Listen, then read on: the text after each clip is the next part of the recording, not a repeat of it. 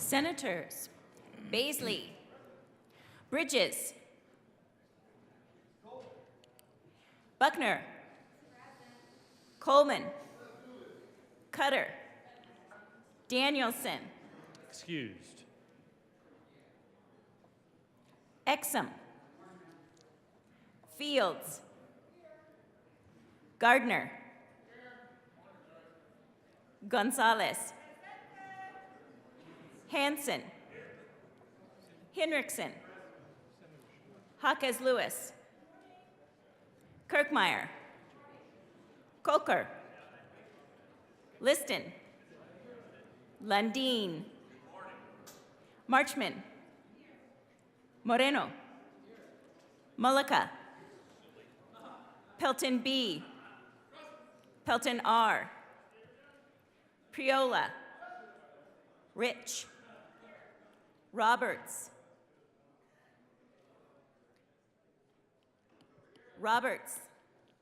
Rodriguez, Simpson, Smallwood, Sullivan, Van Winkle, Will, Winter, Zenzinger. Mr. President. Here. The morning roll call is 34 present, 0 absent, 1 excused. We do have a quorum. Will the good senator from Colorado Springs please lead us in the Pledge of Allegiance? Join me in the pledge, please. I pledge allegiance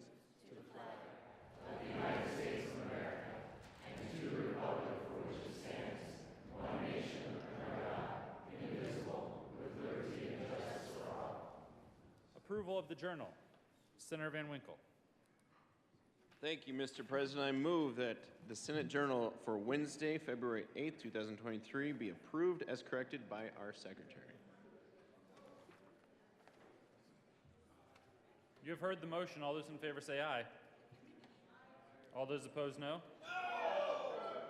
The ayes clearly have it, and that motion is adopted.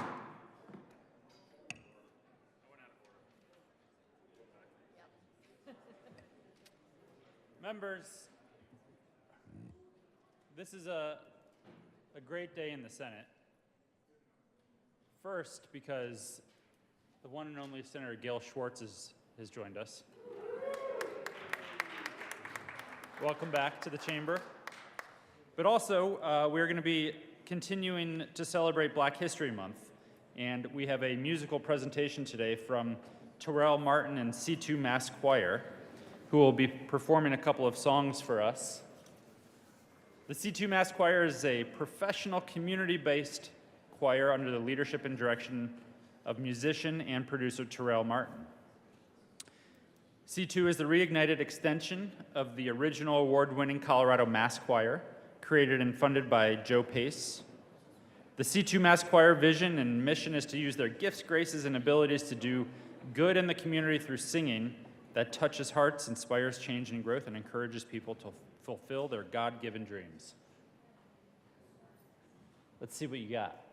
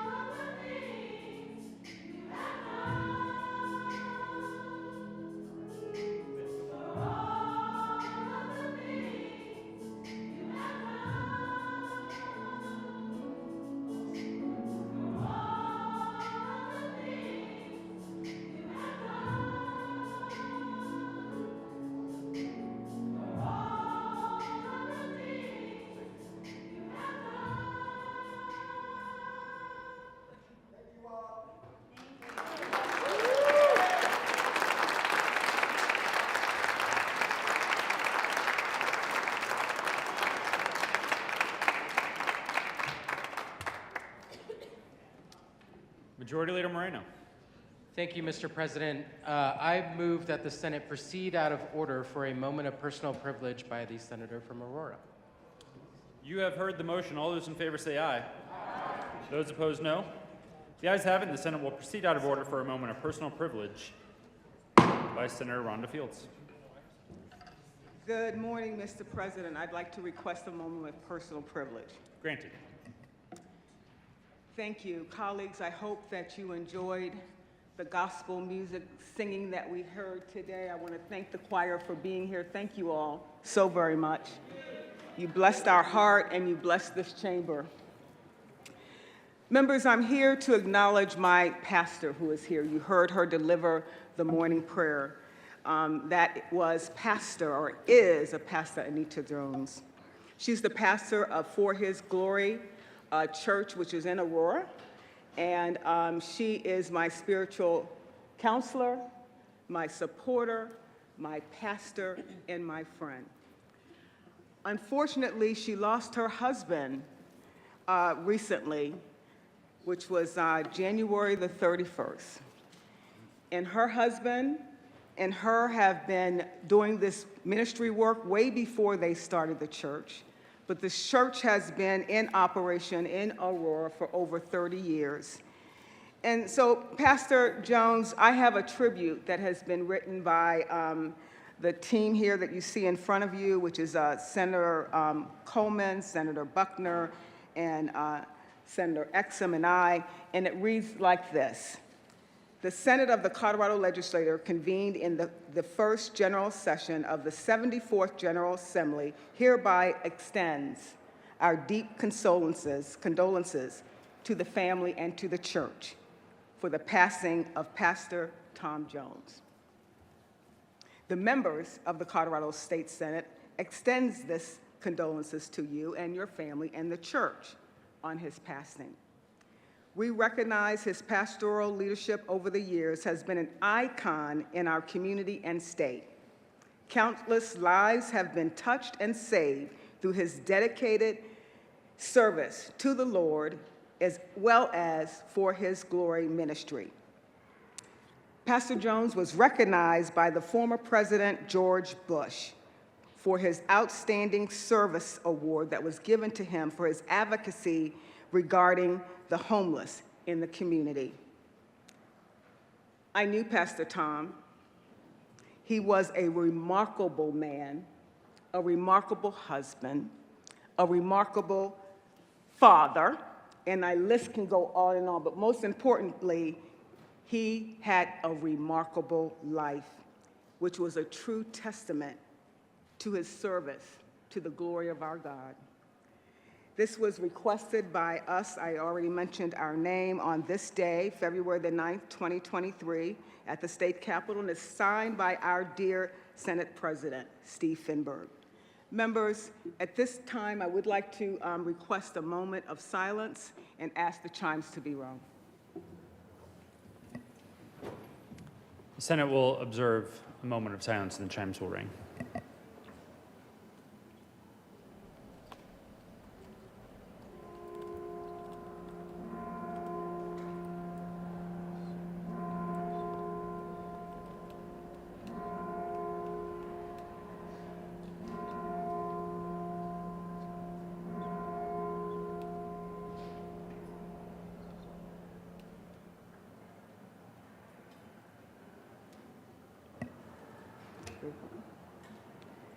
Mr. President, I'd ask for a roll call.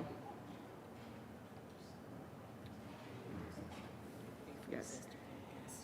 Mr. President, I would like to ask for a recess so that we can pay our respects to Pastor Jones. Thank you. And we do have some flowers that I would like to present to the pastor and to the church for Pastor Jones' love and legacy to the community, to his church, and to his family. We love you so much.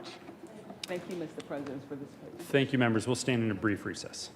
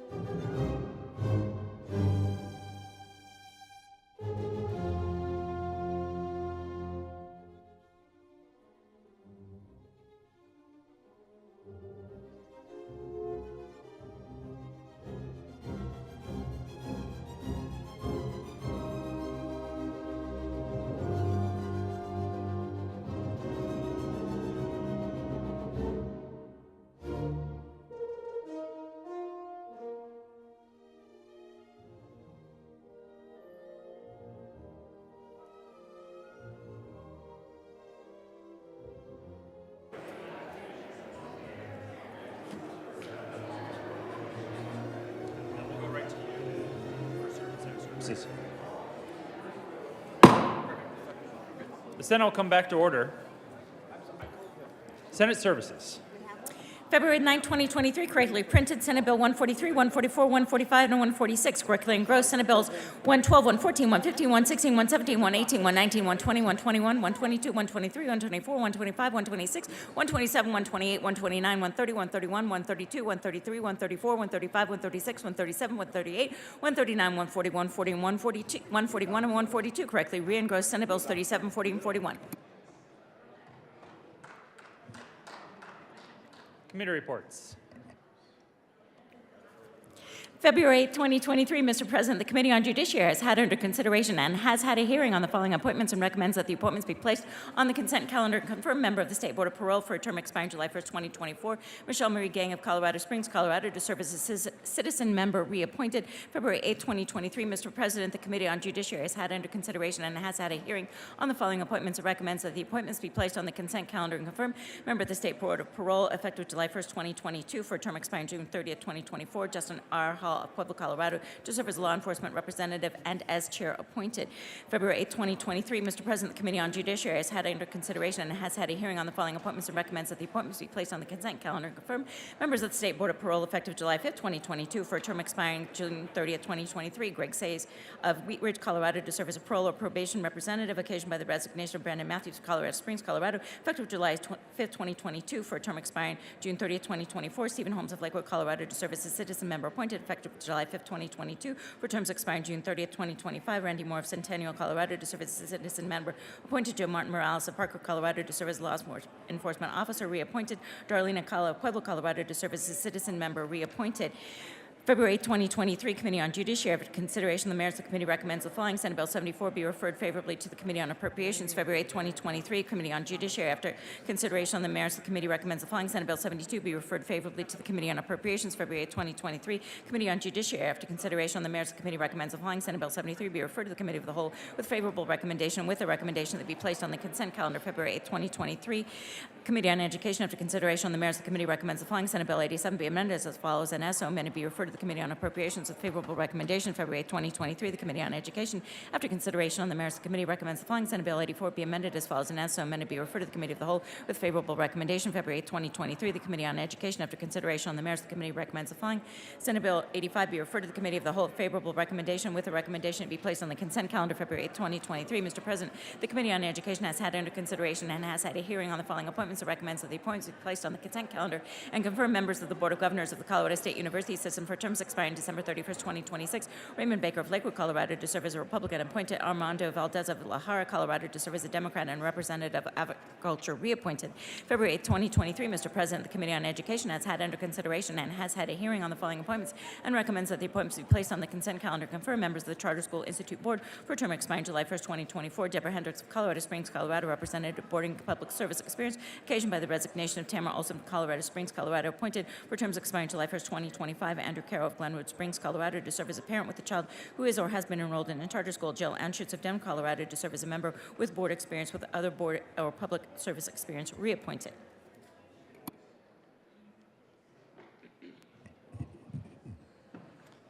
Third reading of bills. Consent calendar. Will the clerk please read the titles to all of the bills on the consent calendar? Senate Bill 112, Senator Zenzinger, Representative Byrd, concerning a supplemental appropriation to the Department of Agriculture. Senate Bill 114, Senator Zenzinger, Representative Byrd, concerning a supplemental appropriation to the Department of Early Childhood. Senate Bill 115, Senator Zenzinger, Representative Byrd, concerning a supplemental appropriation to the Department of Education. Senate Bill 118, Senator Zenzinger, Representative Byrd, concerning a supplemental appropriation to the Department of Higher Education. Senate Bill 119, Senator Zenzinger, Representative Byrd, concerning a supplemental appropriation to the Department of Human Services. Senate Bill 120, Senator Zenzinger, Representative Byrd, concerning a supplemental appropriation to the Judicial Department. Senate Bill 121, Senator Zenzinger, Representative Byrd, concerning a supplemental appropriation to the Department of Labor and Employment. Senate Bill 122, Senator Zenzinger, Representative Byrd, concerning a supplemental appropriation to the Department of Law. Senate Bill 124, Senator Zenzinger, Representative Byrd, concerning a supplemental appropriation to the Department of Local Affairs. Senate Bill 125, Senator Zenzinger, Representative Byrd, concerning a supplemental appropriation to the Department of Military and Veterans Affairs. Senate Bill 129, Senator Zenzinger, Representative Byrd, concerning a supplemental appropriation to the Department of Public Safety. Safety, Senate Bill 131, Senator Zenzinger, Representative Byrd, concerning a supplemental appropriation to the Department of Revenue. Senate Bill 132, Senator Zenzinger, Representative Byrd, concerning a supplemental appropriation to the Department of State. Senate Bill 133, Senator Zenzinger, Representative Byrd, concerning a supplemental appropriation to the Department of Transportation. Senate Bill 134, Senator Zenzinger, Representative Byrd, concerning a supplemental appropriation to the Department of the Treasury. Senate Bill 135, Senator Zenzinger, Representative Byrd, concerning funding for capital construction and making supplemental appropriations in connection therewith. Senate Bill 137, Senator Bridges and Kirkmeyer, Representatives Byrd and Bockenfield, concerning the transfer of money from the general fund to the Colorado Economic Development Fund. Senate Bill 138, Senator Zenzinger and Kirkmeyer, Representatives Byrd and Sorota, concerning authorizing the Department of Healthcare Policy and Financing to distribute money to the Denver Health and Hospital Authority and in connection therewith making an appropriation. Senate Bill 140, Senator Zenzinger and Kirkmeyer, Representatives Byrd and Bockenfield, concerning extending the contract deadline for the independent study of House Bill 22-1326 and in connection therewith extending a relating existing appropriation. Senate Bill 141, Senators Bridges and Kirkmeyer, Representatives Byrd and Bockenfield, concerning transfers from the general fund for capital construction. Senate Bill 142, Senators Bridges and Zenzinger, Representatives Sorota and Bockenfield, concerning the information technology capital appropriation process for information technology projects submitted to the General Assembly by certain state entities. Majority Leader Moreno. Thank you, Mr. President. I move for the passage of all the bills on the third reading consent calendar, which includes Senate Bills 112, 114, 115, 118, 119, 120, 121, 122, 124, 125, 129, 131, 132, 133, 134, 135, 137, 138, 140, 141, and 142. Is there any discussion on any of the bills? Seeing none, the motion is the passage of all of the bills on the third reading of bills consent calendar. Are there any no votes?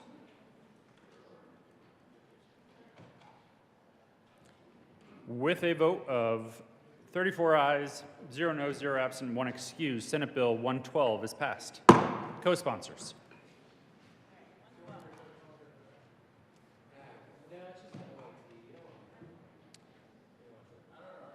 With a vote of 34 ayes, 0 noes, 0 absent, 1 excused, Senate Bill 114 is passed. Co-sponsors. Majority Leader Moreno. Senators Gonzalez, Exum. Please add the President.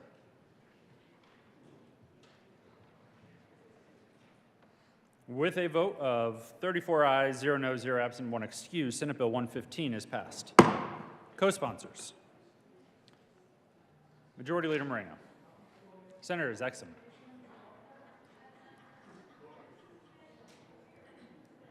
With a vote of 34 ayes, didn't see you over there. Please add Senator Buckner and Senator Priola as co-sponsors to Senate Bill 115. And Senator Hawkes Lewis.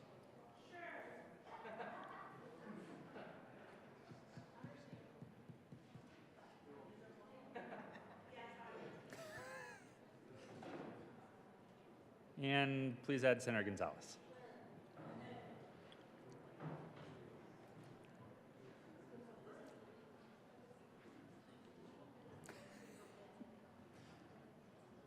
Members, we are on thirds. So let's keep it down so everyone knows which bills they are sponsoring. And if the Joint Budget Committee would like to have a little caucus meeting.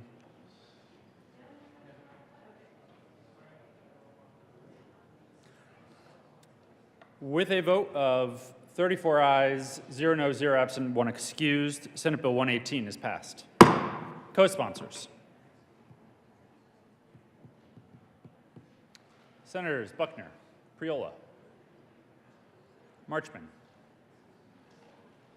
Cutter,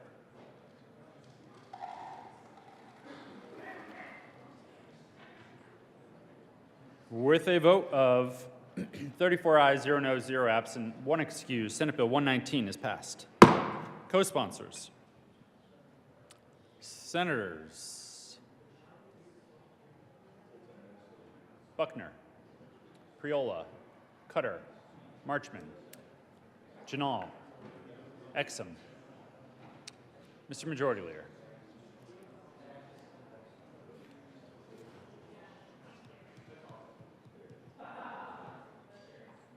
With a vote of 34 ayes, 0 no, 0 absent, 1 excused, Senate Bill 120 is passed. Co-sponsors. Senators Exum, Gonzalez,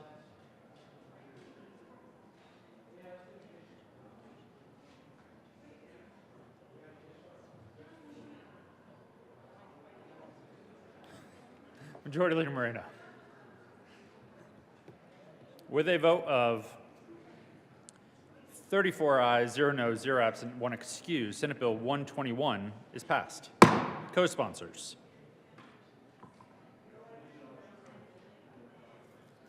With a vote of 34 ayes, 0 no, 0 absent, 1 excused, Senate Bill 122 is passed. Co-sponsors.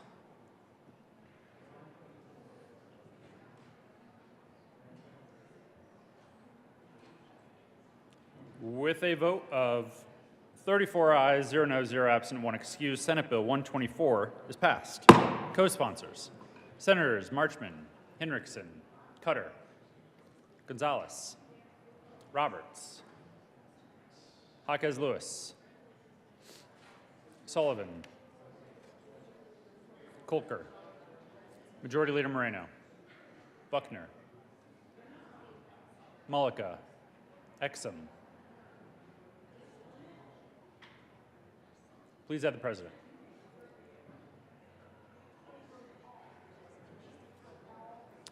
With a vote of 34 ayes, 0 no, 0 absent, 1 excused, Senate Bill 125 is passed. Co-sponsors. Senators Exum, Liston, Simpson, Mullica, Sullivan, Janal, Priola, Cutter, Buckner, Will,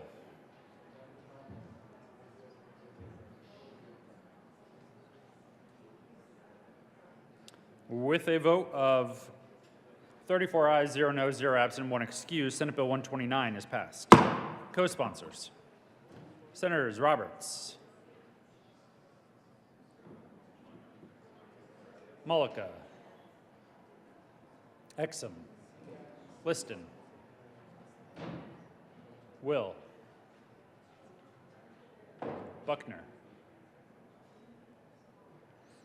Kolker,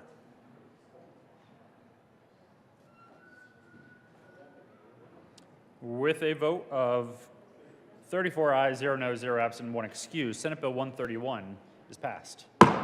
Co-sponsors.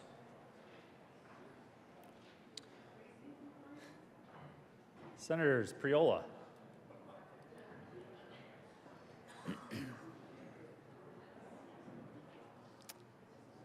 with a vote, Sullivan. Please add Senator Sullivan as a co-sponsor.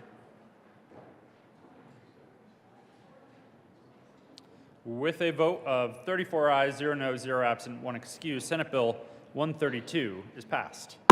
Co-sponsors.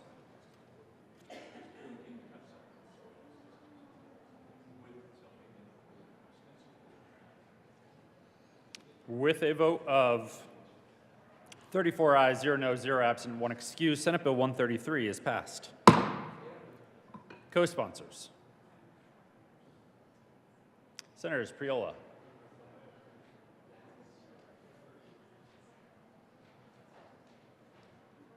Cutter, Exum. With a vote of 34 ayes, 0 no, 0 absent, 1 excused, Senate Bill 134 is passed. Co-sponsors. Senators Priola,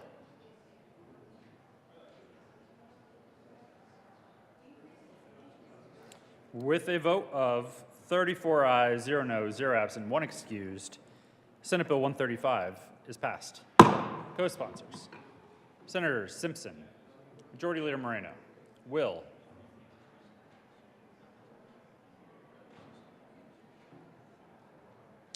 Jaquez Lewis, Marchman, Henriksen, Cutter, Sullivan, Gonzalez,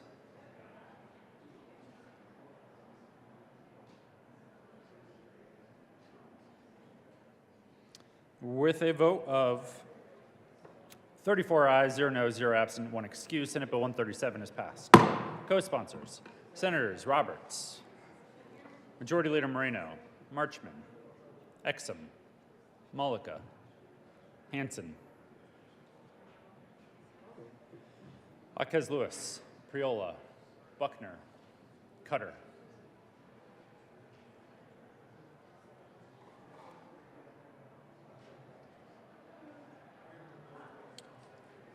With a vote of 34 ayes, 0 noes, 0 absent, 1 excused, Senate Bill 138 is passed. Co-sponsors, Senators Janal, Mullica, Exum, Marchman, Cutter, Buckner, Priola.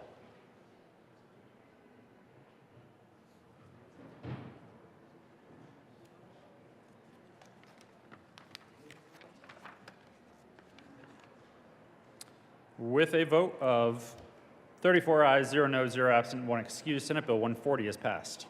Co-sponsors,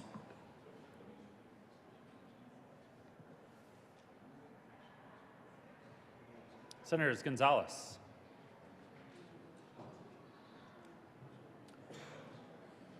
with a vote of 34 ayes, 0 noes, 0 absent, 1 excused, Senate Bill 141 is passed.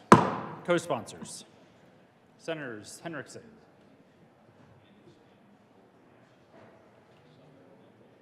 Marchman, with a vote of 34 ayes, 0 noes, 0 absent, 1 excused, Senate Bill 142 is passed. Co-sponsors, Majority Leader Moreno,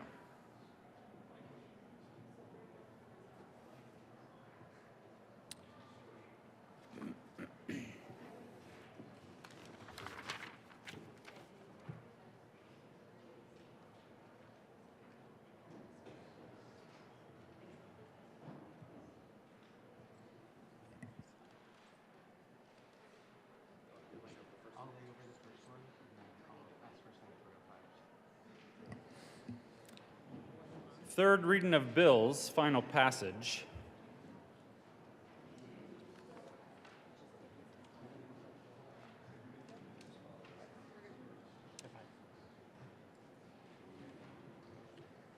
Majority Leader Moreno.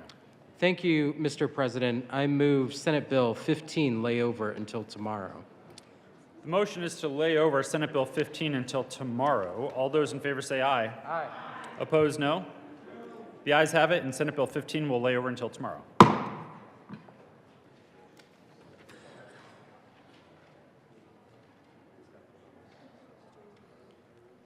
Will the clerk please read the title to Senate Bill 116? Senate Bill 116, Senator Zenzinger, Representative Burke, concerning a supplemental appropriation to the offices of the Governor, Lieutenant Governor, and State Planning and Budgeting. Senator Zenzinger. Thank you, Mr. President. I move Senate Bill 116 on third reading and ask for an aye vote. Is there any discussion? Seeing none, the motion is the passage of Senate Bill 116. Are there any no votes? Senators Smallwood, Liston, Rich, Lundin, Will, Van Winkle, Simpson, Baisley, Pelton B, Pelton R, Gardner,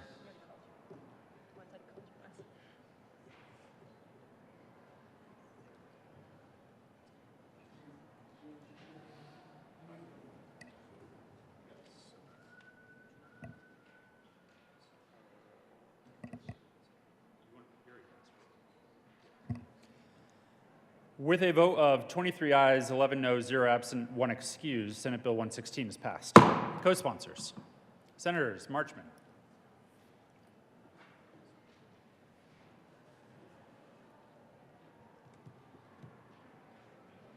will the clerk please read the title to Senate Bill 117? Senate Bill 117, Senator Zenzinger, Representative Burke, concerning a supplemental appropriation to the Department of Healthcare Policy and Financing. Senator Kirkmeyer. Thank you, Mr. President. I move Senate Bill 23-117. and ask for an aye vote. Is there any discussion? Seeing none, the motion is for the adoption of Senate Bill 117. Are there any no votes? Senators Smallwood, Van Winkle, with a vote of Minority Leader Lundin, will be recorded as a no vote, and Senator Gardner, and Senator Baisley, and Senator Rich. Oh, good morning, and Senator Liston. Oh, and just one. Oh, Pelton B and Pelton R.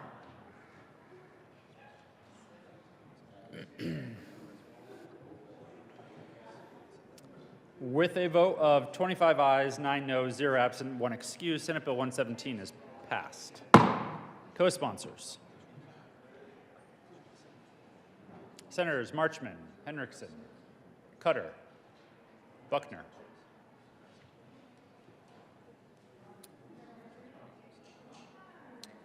Will the clerk please read the title to Senate Bill 123?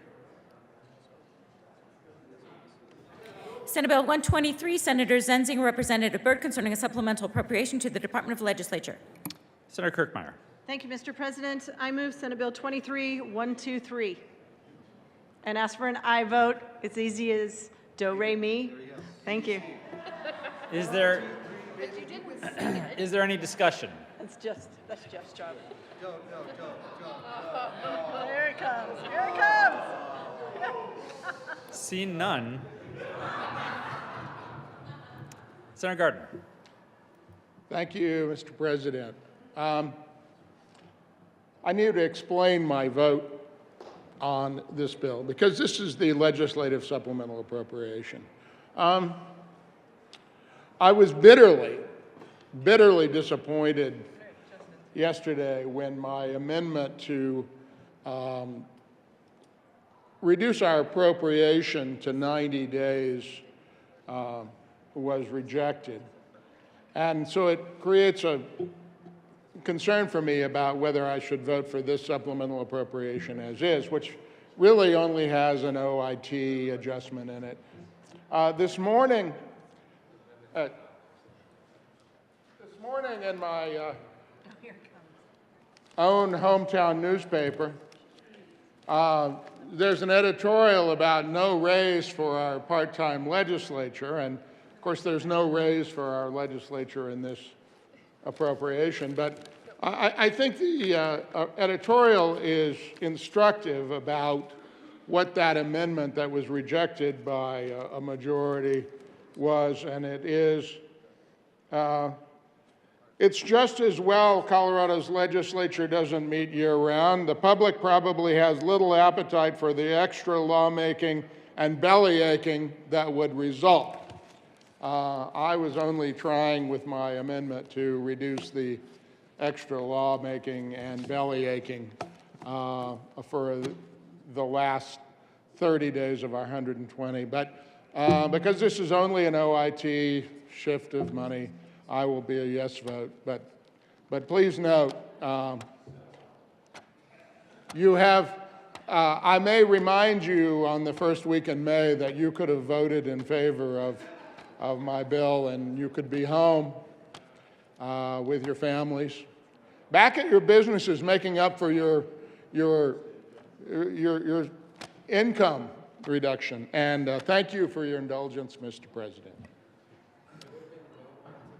The motion is for the adoption of Senate Bill 123. Are there any no votes? Senators Smallwood, Pelton B, Pelton R.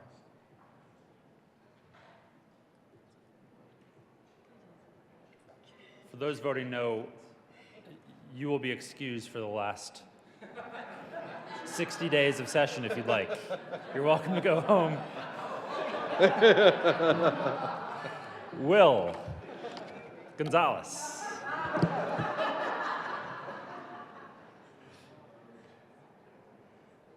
Please remove Senator Gonzalez and mark her as a yes vote. You could vote no and then co-sponsor. With a vote of 30 ayes,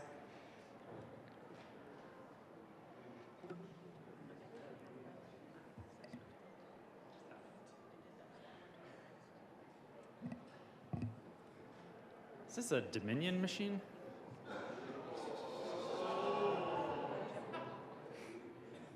Not okay.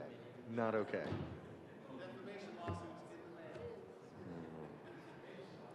Maybe it is, because it's precise and accurate.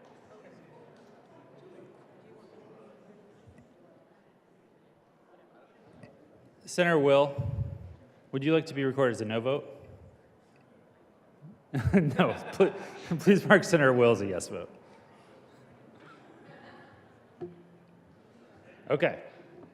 With 31 ayes, 3 noes, 0 absent, 1 excused, Senate Bill 123 is passed.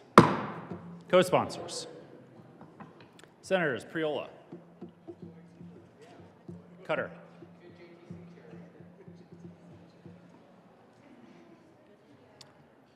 Jaquez Lewis,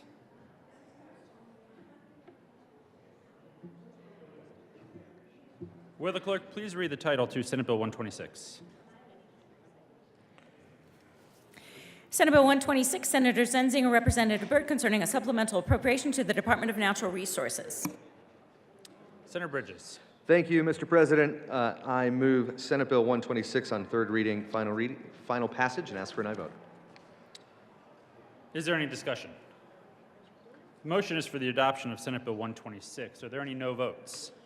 Senators Smallwood, Minority Leader Lundin, Gardner, Rich, Pelton R., Van Winkle,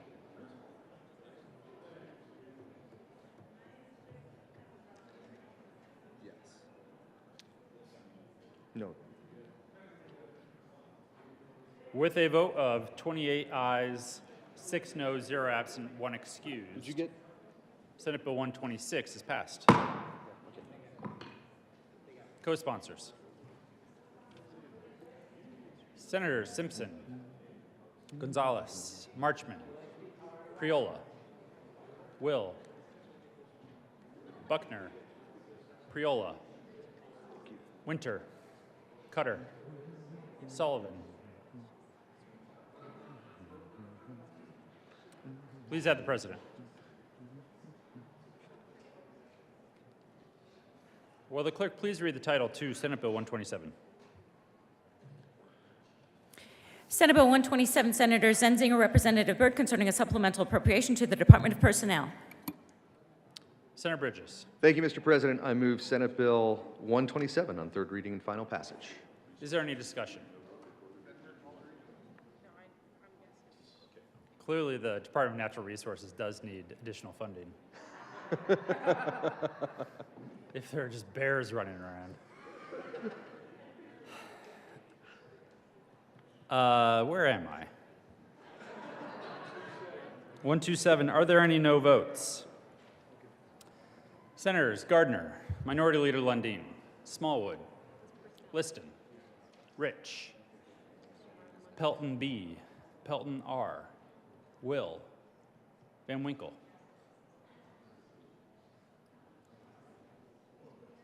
With a vote of 25 ayes, 9 noes, 0 absent, 1 excused, Senate Bill 127 is passed. Co-sponsors. Senators Hendrickson, Marchman, Jaquez Lewis, Majority Leader Moreno. Okay.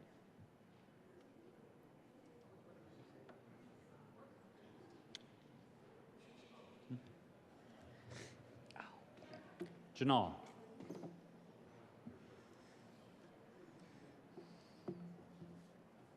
Will the clerk please read the title to Senate Bill 128? Senate Bill 128, Senator Zenzinger, Representative Byrd, concerning a supplemental appropriation to the Department of Public Health and Environment. Senator Zenzinger. Thank you, Mr. President. I move Senate Bill 128 on third reading and ask for an aye vote. Is there any discussion? The motion is for the adoption of Senate Bill 128. Are there any no votes?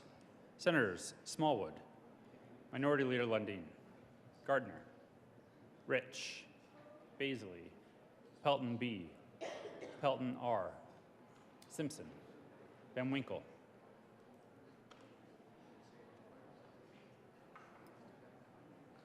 With a vote of 25 ayes, 9 noes, 0 absent, 1 excused, Senate Bill 128 is passed. Co-sponsors. Senators Malika, Exum, Majority Leader Moreno, Gonzalez, Janal, Jaquez Lewis, Marchman, Sullivan, Coleman, Buckner,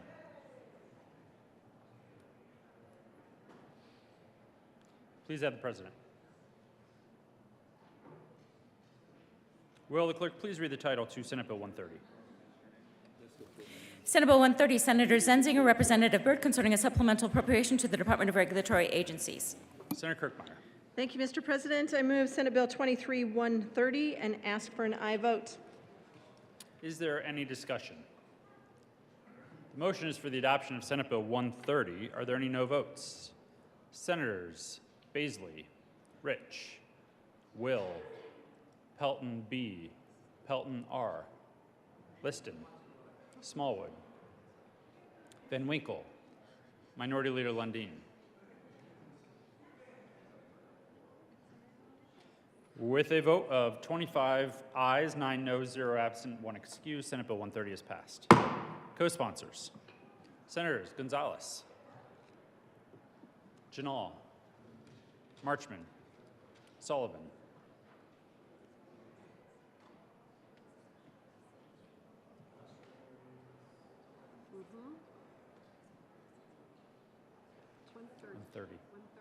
Members, this is Senate Bill 130. Please add the president.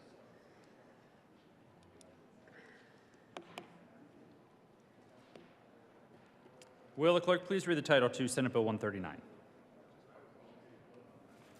Senate Bill 139, Senators Zenzinger and Kirkmeyer, Representatives Sirota and Bockenfield, concerning the appropriation of money from the Severance Tax Operational Fund to the Wildfire Mitigation Capacity Development Fund and in connection therewith, making an appropriation.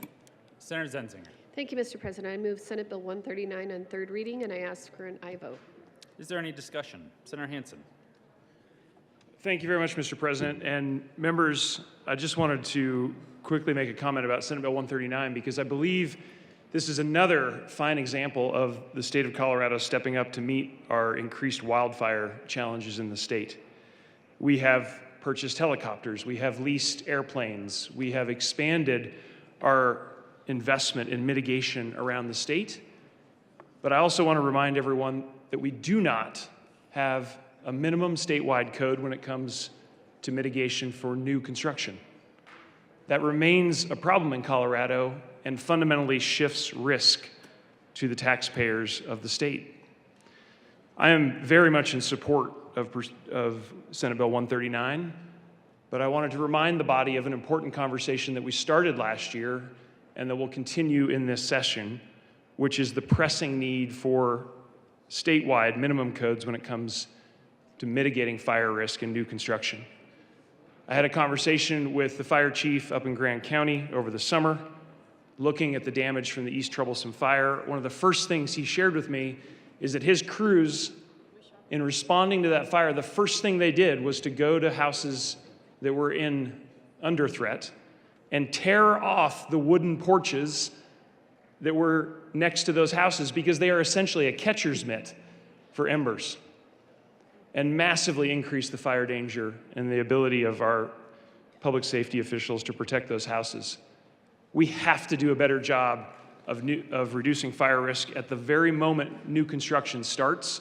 I'm happy for the state to make this investment, but I urge us, colleagues, to take a hard look at the ability to reduce that risk from the very moment a new structure goes up. I urge your support of 139 and look forward to the mitigation debate later in the session. Senator Kirkmeyer. Thank you, Mr. President.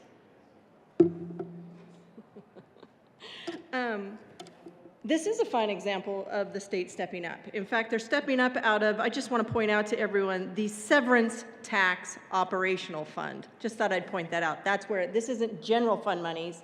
This is the severance tax, and I'm pretty sure most everyone in this room understands where severance tax comes from. So thank you for identifying that this is a good opportunity. And I fought hard to get this amendment from $5 million to $10 million, because of the importance of wildfire mitigation in this state. As most of you know, I was a local government official for 20 years, so I've had a lot of opportunity to work with the land use code and work with county commissioners and county officials throughout the state. So I'm not sure where that Grand County fire chief, what exactly he was talking about, but I'm just going to give you an example, and this will help prepare us all for the debate that I'm sure will be coming later on, why we need a state fire code, I guess, or a wildfire mitigation code. When we have, again, state should stay in their own lane, but when we have counties who have put in place building codes that address wild urban interface area and fire code. They've put in overlay zoning or zoning pertaining to the wildland interface, urban interface. They have wildfire mitigation overlay zoning. They have driveway standards, infrastructure installation standards, they contribute to participation in regional collaboration. This is what your counties are doing, and probably a lot of your municipalities, especially who are in wildfire areas.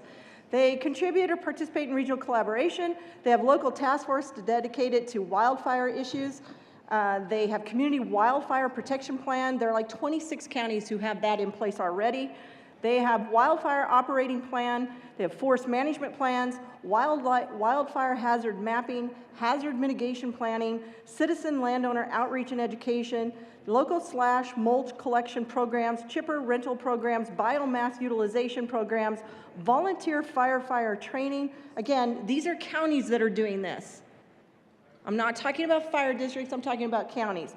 So they've addressed mitigation very appropriately, and they've been doing so for at least the last 30 years that I'm aware of to mitigate wildfire in their areas, and they've been addressing it already within their own land use code, which is the appropriate place to take care of it.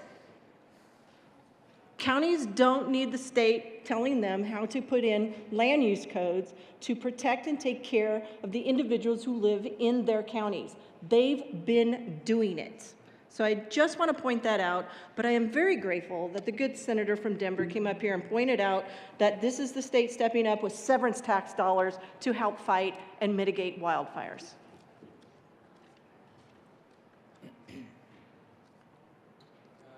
See no further discussion. The motion is for the adoption of Senate Bill 139. Are there any no votes?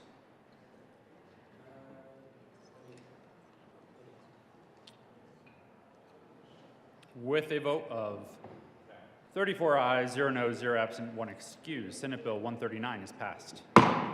Co-sponsors, Senators Roberts, Hansen, Exum, Smallwood, Liston, Pelton R., Pelton B., Simpson, Will, Baisley, Rich, Gardner, Minority Leader Lundin, Janal, Sullivan, Winter, Cutter, Marchman, Jaquez Lewis, Majority Leader Moreno, Rodriguez, Henriksen, Priola, Buckner. Please add the president.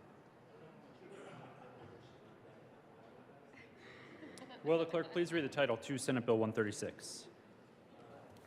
Senate Bill 136, Senators Zenzinger and Kirkmeyer, Representatives Serrato and Bockenfield, concerning adjustments to the school funding for the 2022-23 budget year and in connection therewith, reducing an appropriation.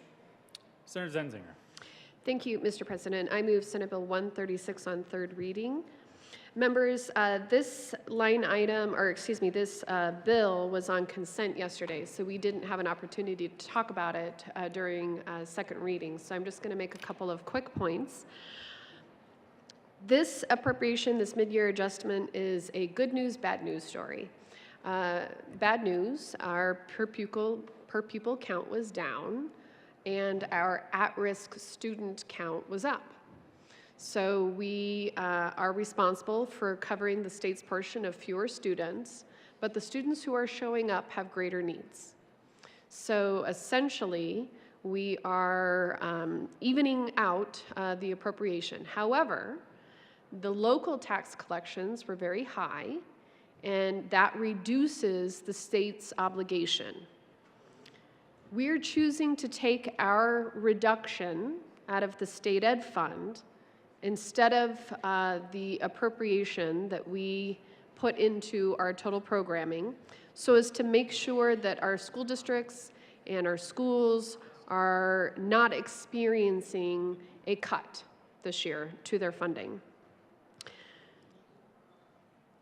We're going to have to have this discussion again when we bring up this item for figure setting, because our enrollment trends show that this is going to continue to happen.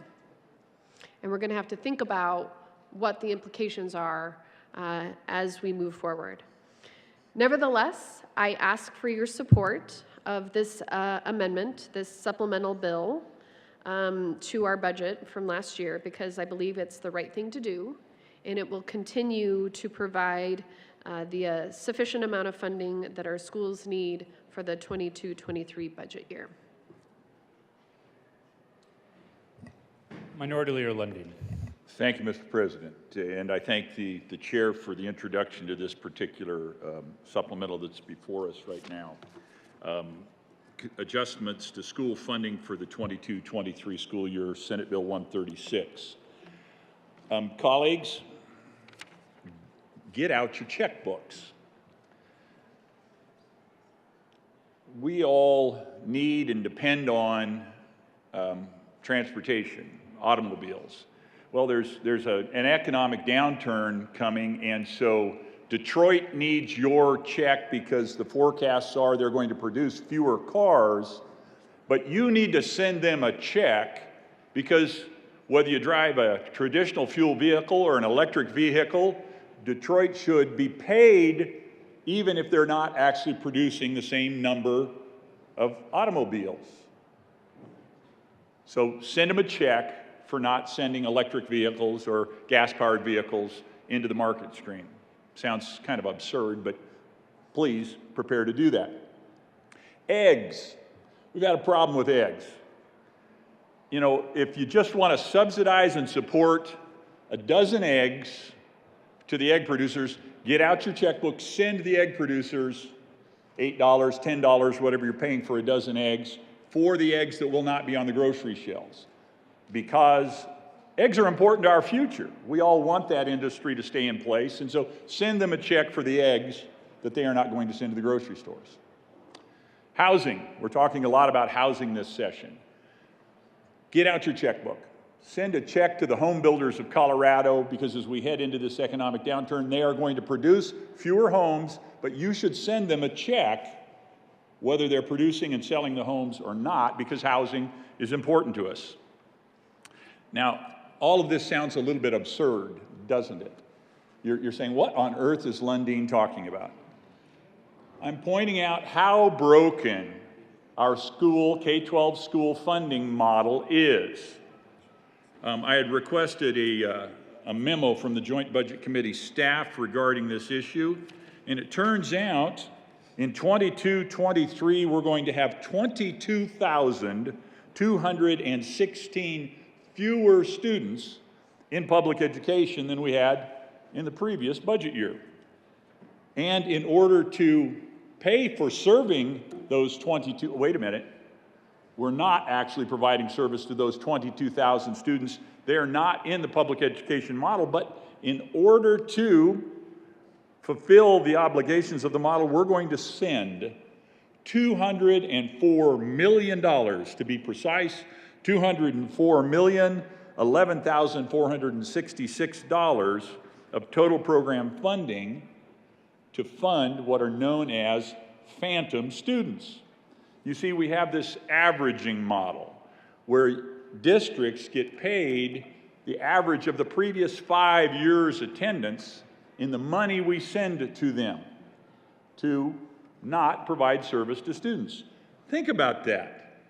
$204 million in this budget year to not provide service to students. That's challenging. Well, I started off with 3 industries: automobiles, egg production, home building. Well, those are all important as well. I mean, you could make the same argument that is made. We need to fund the districts whether or not they're serving students. I say we need to change the funding model. The model needs to be about the students not about an institution. So let me just read this memo from the Joint Budget Committee with regard, or from Joint Budget staff. Funded pupil count impact. According to estimates from the model managed by the Legislative Council staff, the current enrollment averaging provisions are adding 22,216 student FTE to the funded pupil count in the current year. That represents 2.6% of the total funded pupil count in fiscal year 22-23. 22,216 out of 857,000 students. Fiscal impact, and this is the critical piece.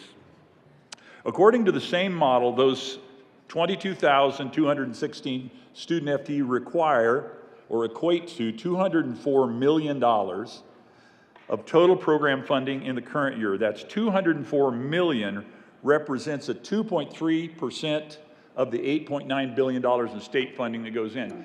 The grocery stores that you shop at work on a margin that is thinner than that 2.6% of additional dollars we're providing into a system that is not providing service. All right, you're saying, Lundeen, we hear about how broken the school finance model is all the time. We get it, phantom students, $204 million. So I thought, you know what? In an effort to provide intersection with something that is coming to us as policymakers, I thought, you know what? I will go out to ChatGPT.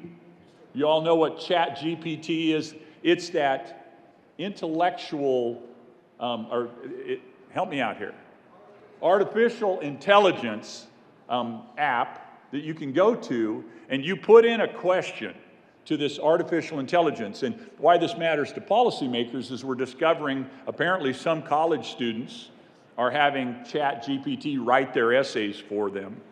And what ChatGPT, this artificial intelligence, does is it simply goes out and it gathers the information from the internet and gives you a cogent response to your question.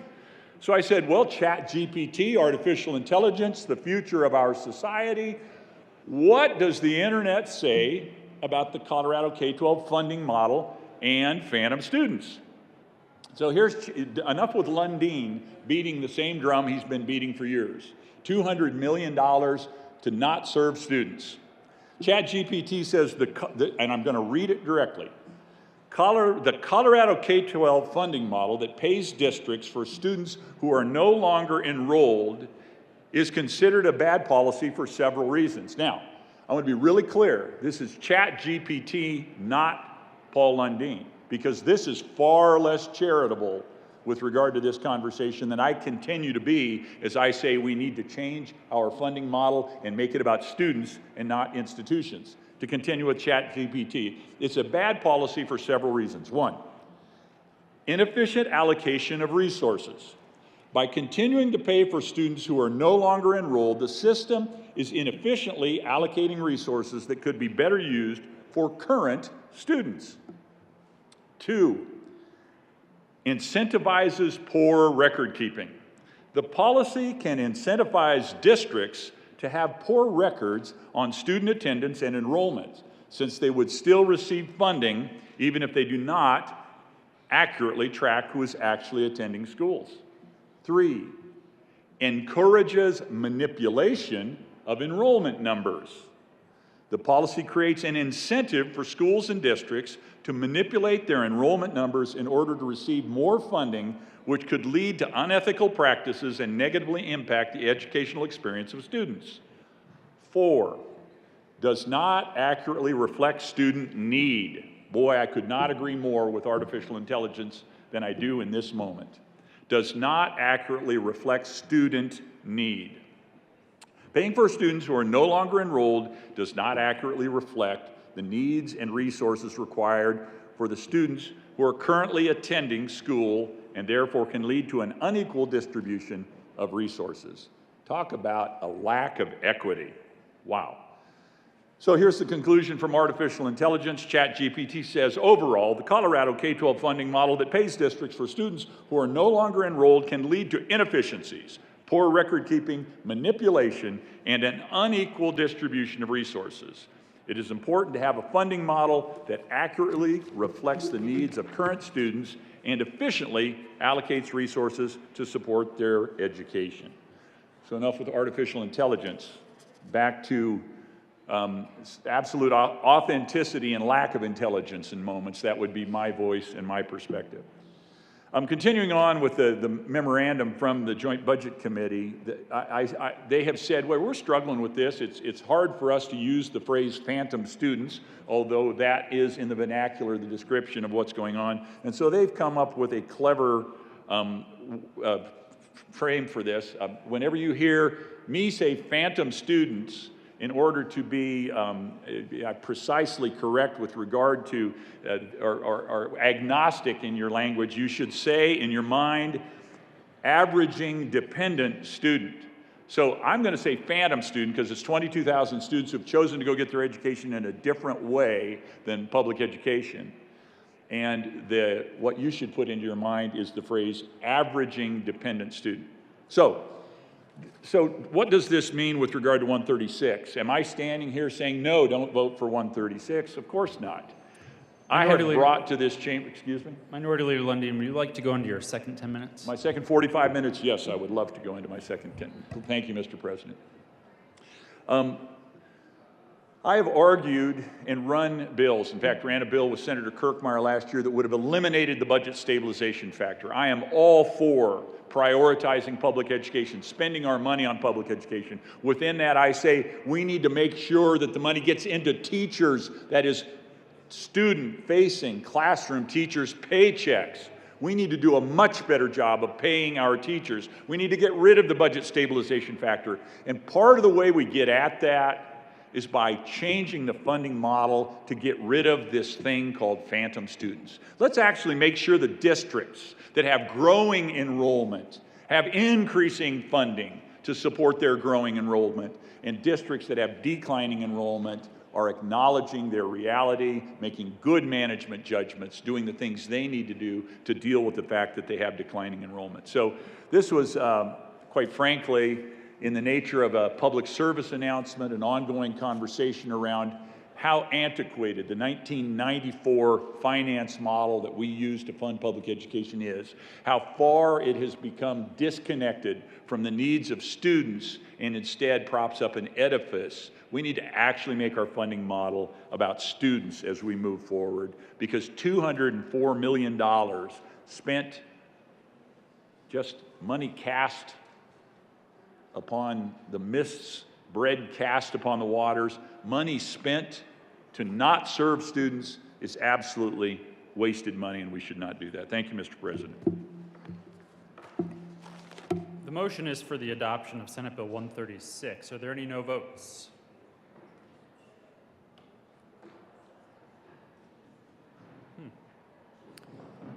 With a vote of 34 ayes, 0 noes, 0 absent, 1 excused, Senate Bill 136 is passed.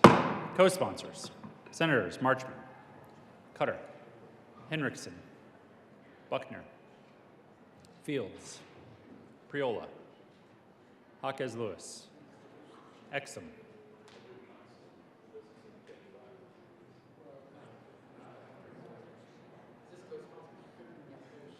Majority Leader Moreno.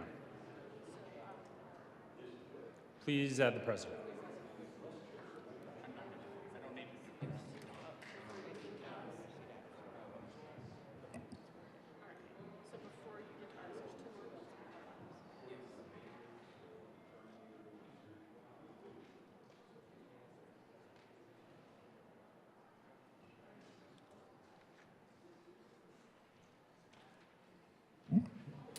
General orders, second reading of bills, consent calendar. Senator Coleman. Thank you, Mr. President. I move the Senate resolve itself the Committee of the Whole for consideration of the general order, second reading of bills, consent calendar. You have heard the motion. All those in favor say aye. Aye. All those opposed, no.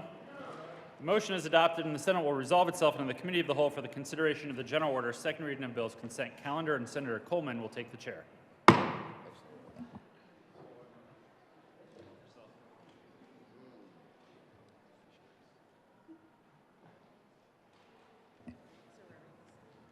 The committee will come to order and the cult rule is relaxed. Will the clerk please read the title of all the bills on the general order, second reading of the bills, consent calendar.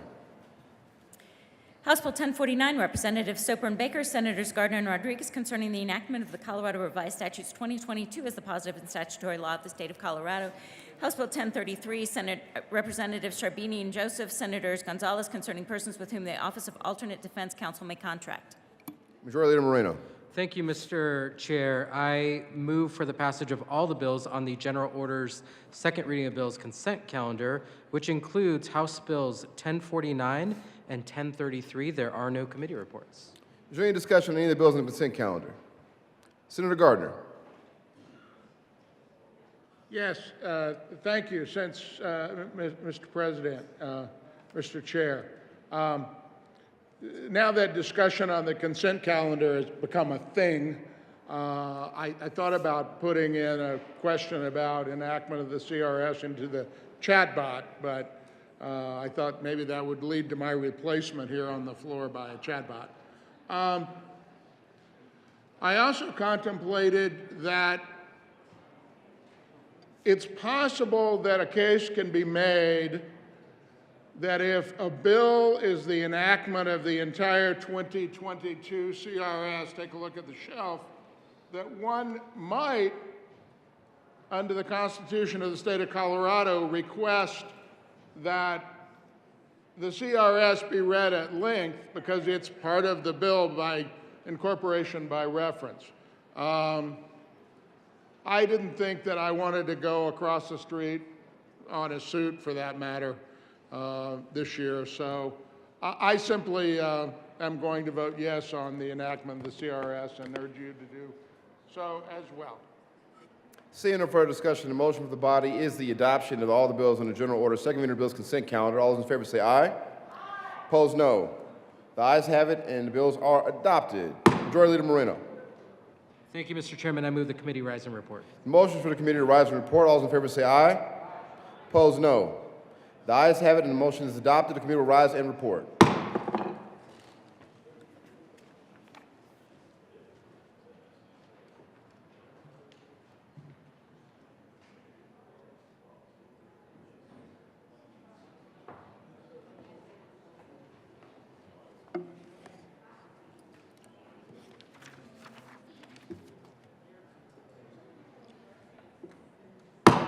The Senate will come to order. Senator Coleman. Thank you, Mr. President. The committee has had a number of bills under consideration. Will the clerk please read the report? Mr. President, your committee of the whole begs leave to report it has had under consideration the following attached bills, being the second reading thereof, and makes the following recommendations thereon. House Bill 1049, House Bill 1033, passed on second reading and ordered revised and placed on the calendar for third reading and final passage. Senator Coleman. Thank you, Mr. President. I move the report.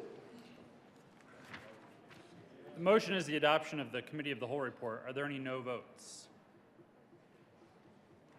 With a vote of 34 ayes, 0 noes, 0 absent, 1 excused, the committee of the whole report is adopted. House Bill 1049, House Bill 1033 passed on second reading and order revised and placed on the calendar for third reading and final passage. General order, second reading of bills. Senator Coleman. Thank you, Mr. President. I move the Senate resolve itself to committee of the whole for consideration of general order second reading of bills. You have heard the motion. All those in favor say aye. Aye. Opposed, no. The ayes have it, and the motion is adopted. The Senate will resolve itself into the committee of the whole for the consideration of the general order second reading of bills, and Senator Coleman will take the chair.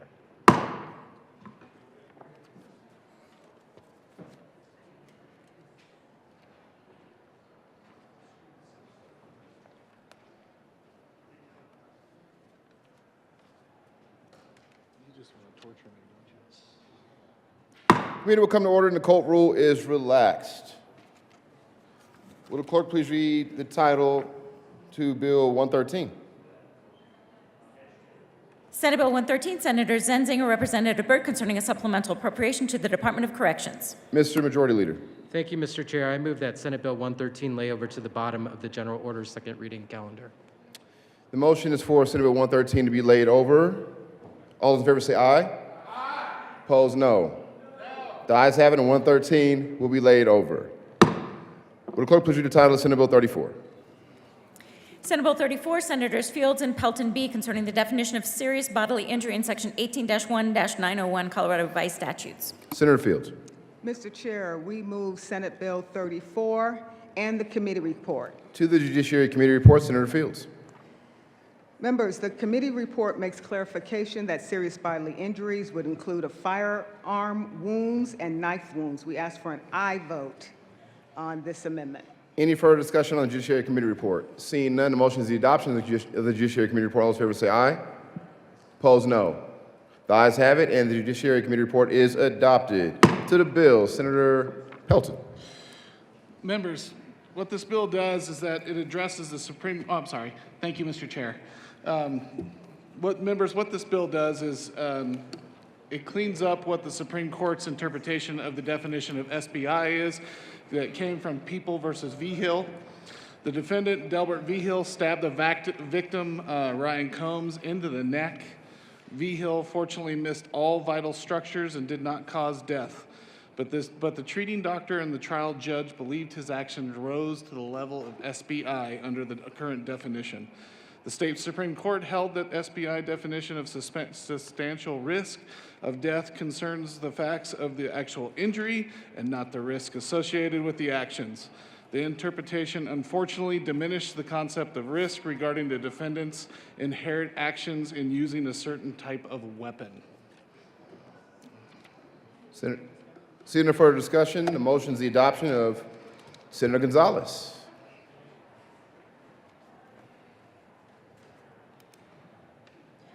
Thank you, Mr. Chair.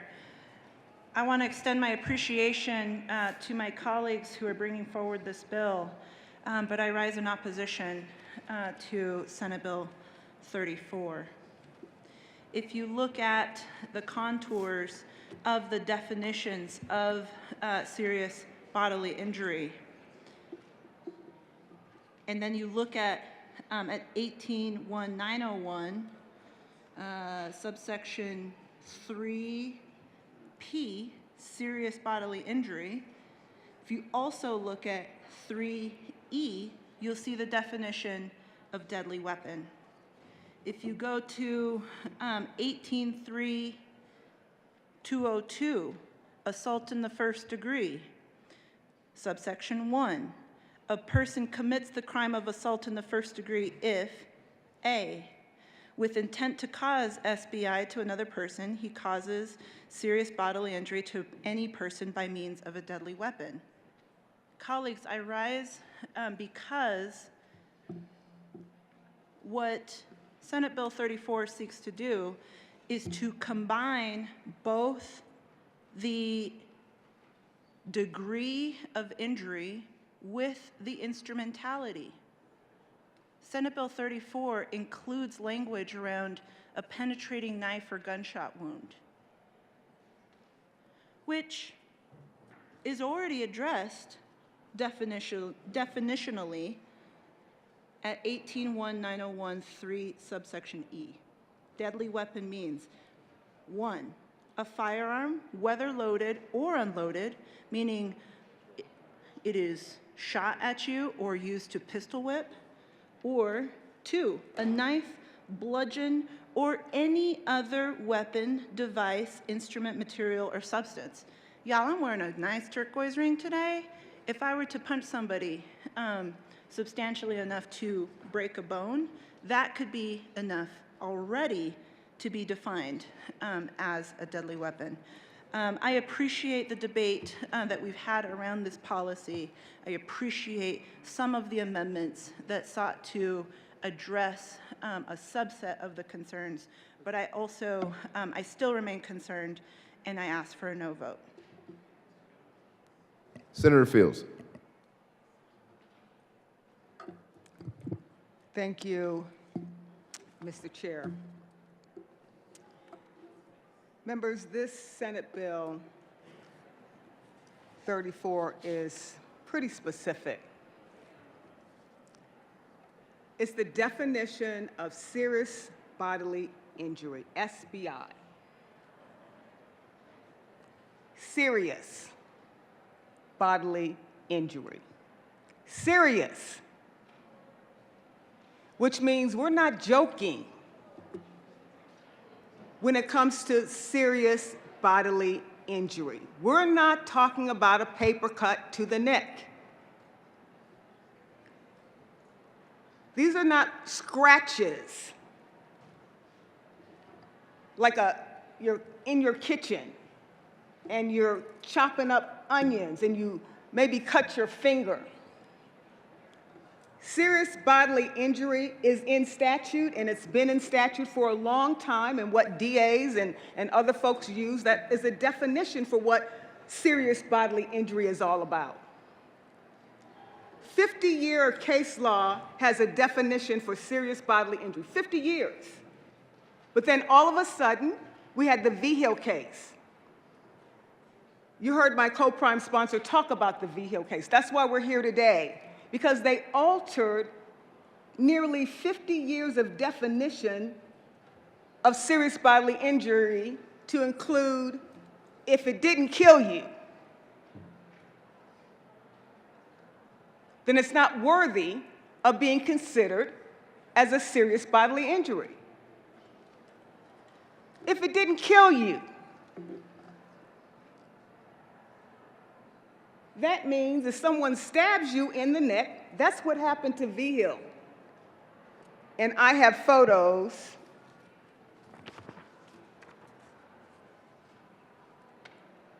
The case indicated that this was no longer considered serious bodily injury. If you look at the penetration, the stabbing in the neck, he's lucky to be alive. And he was stabbed in other locations. If you want to see the photos, he got stitches. They were able to close it up. But because it didn't hit a main artery in his neck, they said that wasn't serious enough to be considered as a serious bodily injury. It wasn't just the neck, he got arm and other locations. That wasn't serious enough. And so with that case law now in the state of Colorado, it has created a sense of lack of clarity as it relates to serious bodily injury. There's no consistency now as it relates to having a strong standard as it relates to SBI. We had great testimony in committee. In fact, we had two attorneys from the Department of Law speak in favor of this bill because how it undermines 50 years of case law. And what the interpretation is now, if you're lucky enough when someone's trying to cause you harm, you don't get charged. It was just a lucky stab. I think of my loved ones. I think about my daughter, people's moms, people's kids.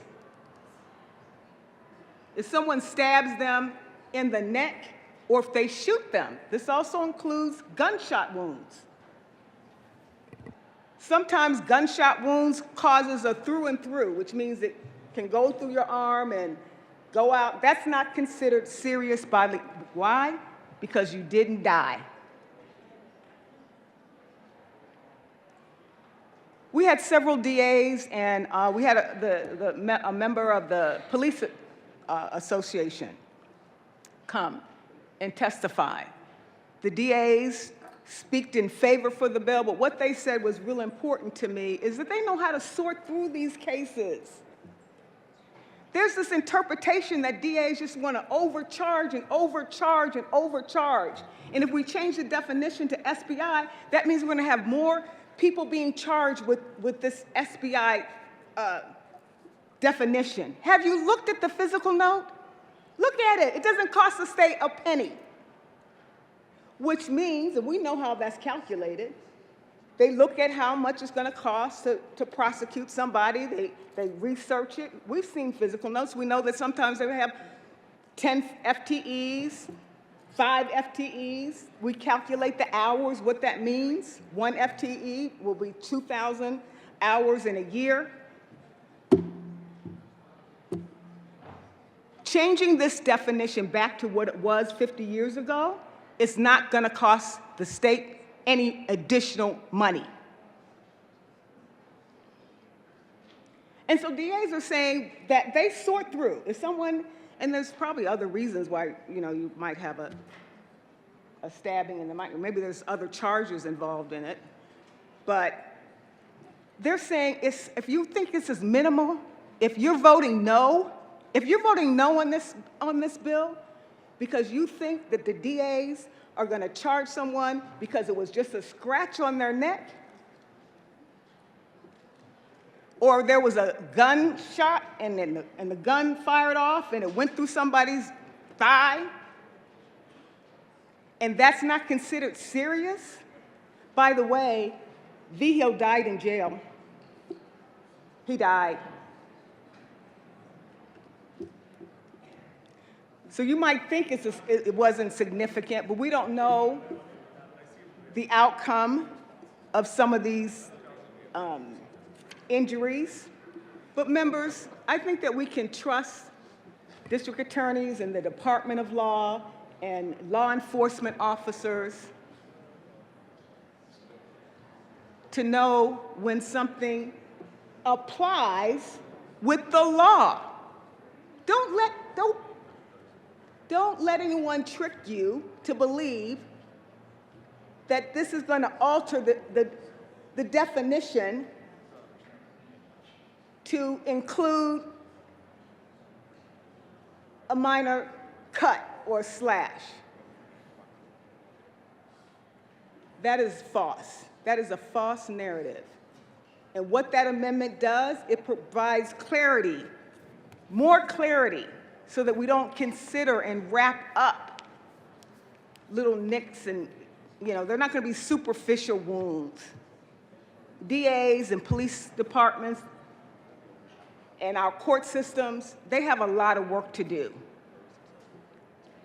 And when they consider the definition of a serious bodily injury, it's going to make sure that it has the factor of it penetrates the skin. And the gunshot wound. You've heard a lot about the increase of gun activity in the state of Colorado and across our nation. Do you know that crime is on the increase in Colorado? Crime is on the increase. And we want to send a message that if you use a gun and it penetrates through the body, but it didn't kill them, that's okay? I don't think so. So members, I urge you to vote along with me and vote yes on Senate Bill 34. Seeing no further discussion, the motion is the adoption of Senate Bill 34. All those in favor say aye. Aye. Opposed, no. The ayes have it. Senate Bill 34 is adopted.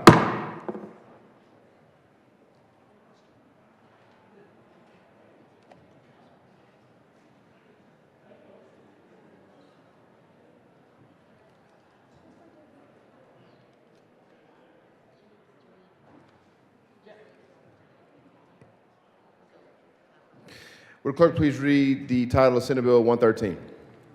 Senate Bill 113, Senator Zenzinger, Representative Byrd, concerning a supplemental appropriation to the Department of Corrections. Senator Zenzinger. Thank you, Mr. Chair. Members, I move Senate Bill 113. To the bill, Senator Zenzinger.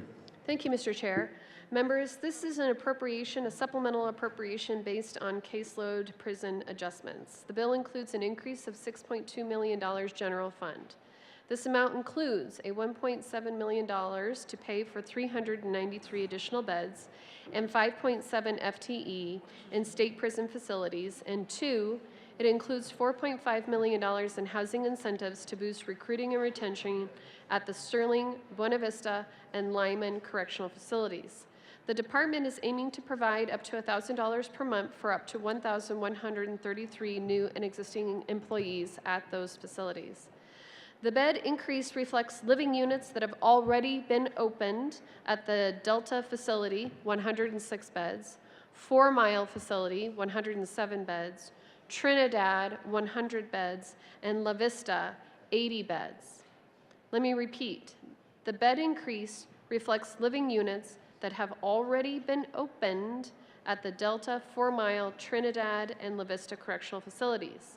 The Delta facility houses minimum custody male inmates, while the Vista houses female inmates with custody classifications ranging from medium to minimum. The 5.7 FTE represents 16 funded positions, 12 correctional officers, a teacher, and 3 case managers that are prorated for the remainder of the fiscal year. In addition, there are several other items that are contained within this supplemental. The bill also includes an increase of $5.2 million to compensate for an increase in the per offender per month rate and a projected increase in the prison population for medical supplies. The per offender per month, known as the POPM rate, applies to the cost for medical services that are provided outside of the DOC facilities and for the purchase cost of pharmaceuticals. In addition, the supplemental includes an increase of $3.5 million general fund to account for the increase in food costs and a projected increase in the prison population. Of this amount, $3.25 million is for food in the DOC facilities, and $273,000 is a pass-through funding for services provided by the Department of Human Services at the Colorado Mental Health Institute at Pueblo campus. In addition, this supplemental contains an increase for utilities on inflation. The bill includes an increase of $2.4 million general fund and $148,000 cash funds to account for an increase in utility rates, primarily a 16.5% increase in electricity rates and a 35.6% increase in natural gas rates. The supplemental also contains a variable cost for fleet vehicles. The bill includes an increase of $1.7 million general fund to various operating line items for the increase of fuel and maintenance costs associated with the use of the state's motor vehicle fleet. The Department of Personnel charges the state agencies for fuel and maintenance cost based on a variable rate and mileage, which are paid by state agencies from their various operating and program line items. In addition, the supplemental includes an increase for facilities maintenance. The bill includes an increase of $1.1 million general fund to account for an increase in the cost of maintenance-related goods and services. You can see a table in your packets of this line item broken out by expense category. It includes funding for electrical, maintenance, HVAC, plumbing, janitorial, grounds, and other, for a total of $6.4 million. The requested increase is for $1.1. In addition, the supplemental includes Corrections Training Academy dollars. The bill includes an increase of $433,000 general fund to support additional classes at the Correctional Training Academy and address the rising travel expenses for those new recruits. Lastly, the bill contains a transition to OIT real-time billing. The bill includes a decrease of $499,000 and $531 to the line item that funds information technology services that are provided by the Governor's Office of Information Technology. These appropriations are made to the payments to OIT line item that provide greater transparency on the total statewide information technology costs, because historically, OIT has relied on interagency agreements when customers are required to support beyond their common policy appropriation, or when new services must be offered to meet the needs of the state.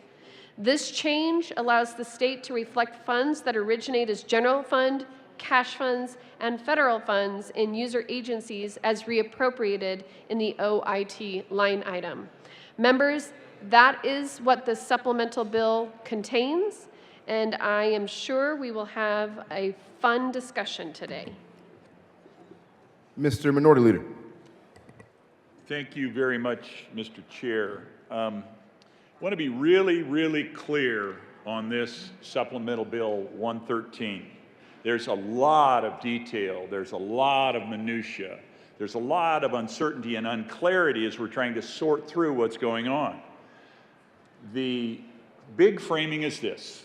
This is a supplemental or additional appropriation to the existing Department of Corrections appropriation requirements. Now, we believe That is, I would say on behalf of my caucus, and we're a liberty-loving caucus, and so we tend to have different perspectives among ourselves, but we believe generally and broadly in safer communities. We believe in respecting the law. We believe in supporting law enforcement, and the Corrections Department is a big part of law enforcement, and we believe in supporting that as well. We also believe in good government, efficient management of the taxpayers' dollars. And we find ourselves in this moment in a little bit of a give and take, tug and pull between those principles. Support of an adequate, properly funded, properly staffed Department of Corrections and good management of that properly supported, properly staffed department.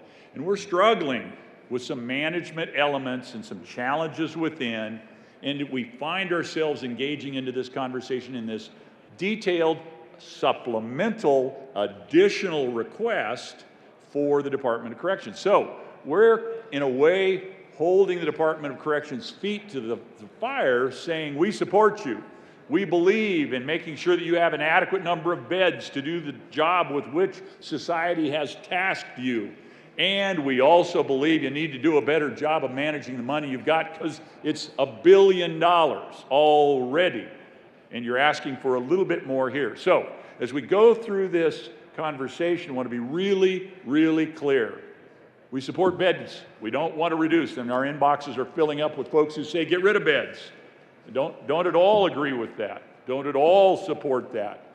But we do support the idea of better, proper management of the money that has already been allocated, $1 billion, and the effective use of that. So it's part of our job as stewards of the public funds to do exactly that. Find the most optimal pathway forward, and that's what we're seeking to do. We will have an amendment that leans into that, that helps us achieve that. And at the end of the day, I think we're generally supportive of the supplemental, but it needs some tweaking and adjustment. We need to shine a light on the fact that we believe that the management right now is being less than optimal, and we're seeking a completely optimal management of the circumstance. Thank you, Mr. Chair. Senator Gardner. Thank you, Mr. Chair.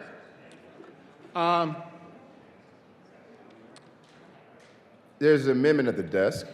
Will the clerk please read J003? J003. Senator Gardner. Thank you, Mr. Chair.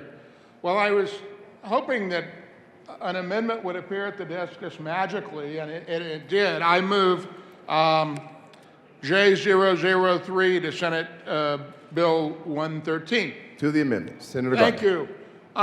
Members, you heard the good senator from Monument describe our concerns.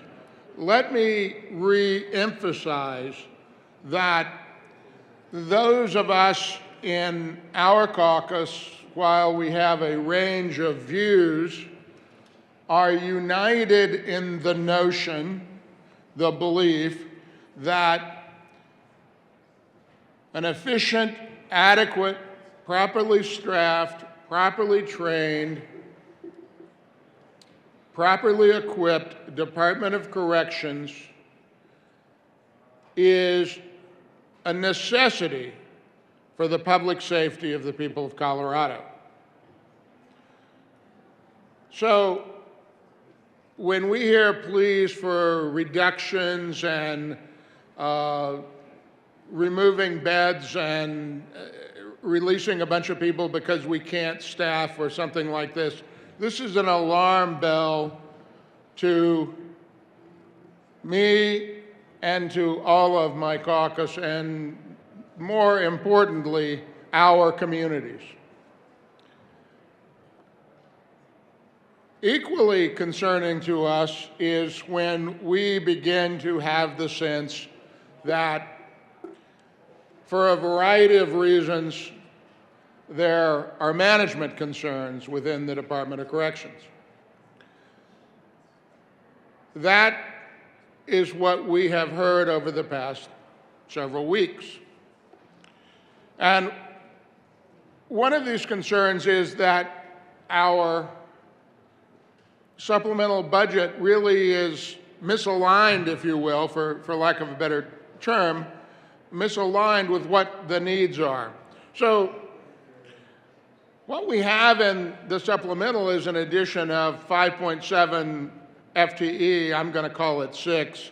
I don't know what happened to that third of a person, but and people say, well, you've got to have that because we've got increasing numbers of beds and so forth. We have 1,200 vacancies right now in the Department of Corrections, vacancies of employees. And there's money there, and the supplemental has money to get at that problem. Housing stipends, money to pay overtime and retention bonuses and signing bonuses and the kinds of things that personnel policy dictates when you need people. I know this will come as a shock to some of you, but it turns out that the market works. That if you are able to pay more or give economic incentives or provide housing, which is a big expense to people, particularly in areas where there isn't an adequate housing base, that makes a difference to people as they choose a place to work. And we support that. We don't support creating a growing number of FTEs that are going to be there forever. Because that's my experience with the Department of Correction budget over 15 sessions. Even when we passed sentencing reform in 11, 12, or whatever, it still grew. And I understand why that is and why it was at the time. So what J003 does is removes about $430,000 related to this 5.7 FTE and about $677,000 related to the radio equipment that would be associated with those folks. So, members, this is a management oversight matter. This is not an attack on Department of Corrections. I hope they don't feel that way. I do think there's some irony in us saying we're from the legislature and we're here to help you, but it is our job. It is what we are elected to do. And that's what this amendment does, is get into the details of a department that has many, many challenges. I ask for your support for J003. Senator Zinziger. Thank you, Mr. Chair. Members, I ask for a no vote on Amendment J003. When we talk about beds, what does that mean? Traditionally, beds do not mean a physical structure that you're pulling out of an IKEA box and screwing together. Traditionally, it does not mean the beds, the sheets, the pillows that are associated with that bed. Beds means staff levels. It means that we may physically have beds, but if we're going to put bodies in those beds, we need to maintain a certain staffing level to be able to staff those beds so that we create the correct proportion of inmate to correctional officer. What this amendment does is it takes away the staffing component that is associated with physical beds. It allows those beds to stay. So very specifically, this will take it out of the line items that will let the pillows and the sheets stay on those beds, but it doesn't allow the people that are associated with those beds to remain. So I ask for a no vote. Seeing no further, Senator Gonzalez.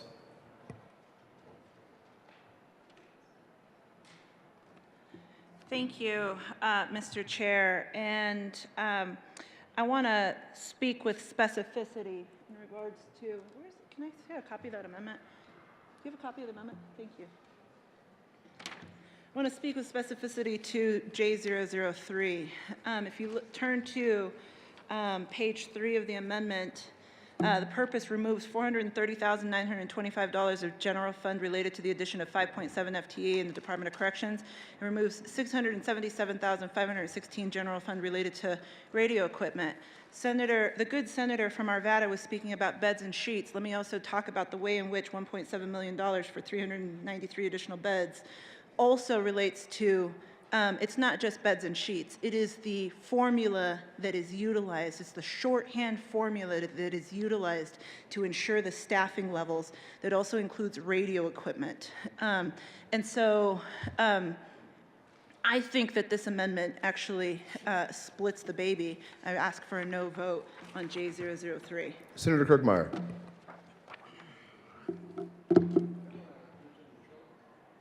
Thank you, Mr. Chair. First of all, I would just like to say this amendment does not diminish the importance or the pivotal role that corrections plays in protecting the public's safety, in protecting us in our neighborhoods and our communities.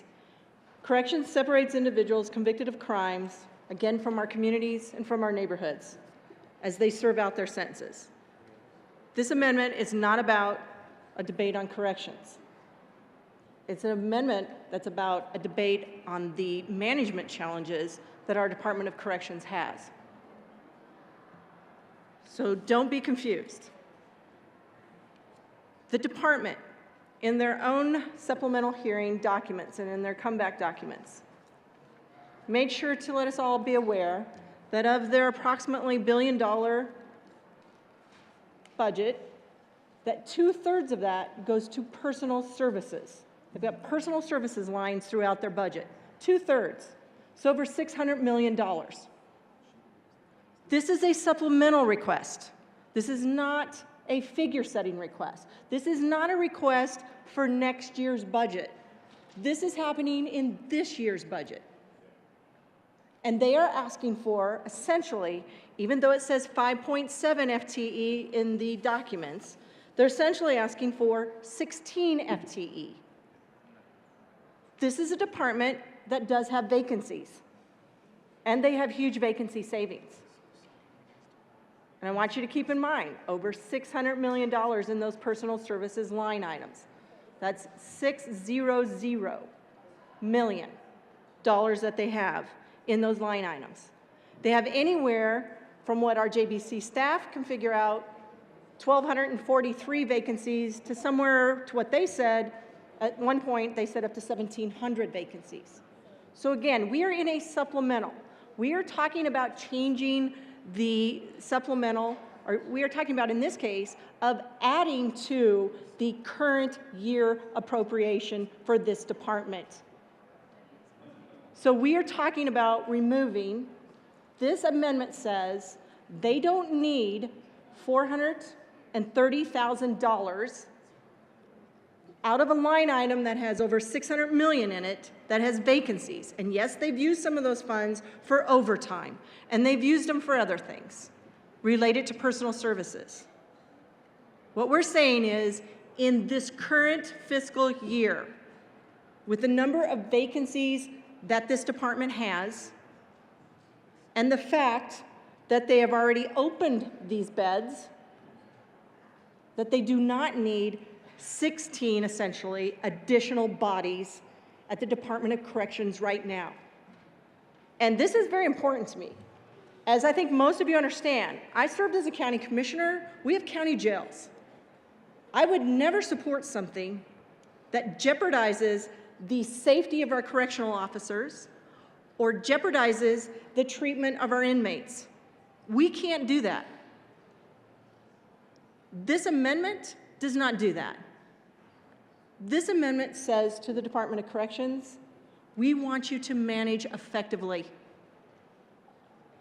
We want you to, out of your personal services line, you've already opened those beds. You don't need additional FTE in this current budget year. If the department comes in during figure setting, which is in the next couple of weeks here, and they can justify, because of a huge increase in caseload, that they need additional FTE, I am all in. But this department needs to be able to justify that based on the number of vacancies that they have. They cannot do that during the supplemental hearing. Pretty hard to justify that you need $430,000 more when you already have over $600 million line items, your personal service line items across the department, and you have vacancies. The department is working diligently on hiring, as they should be.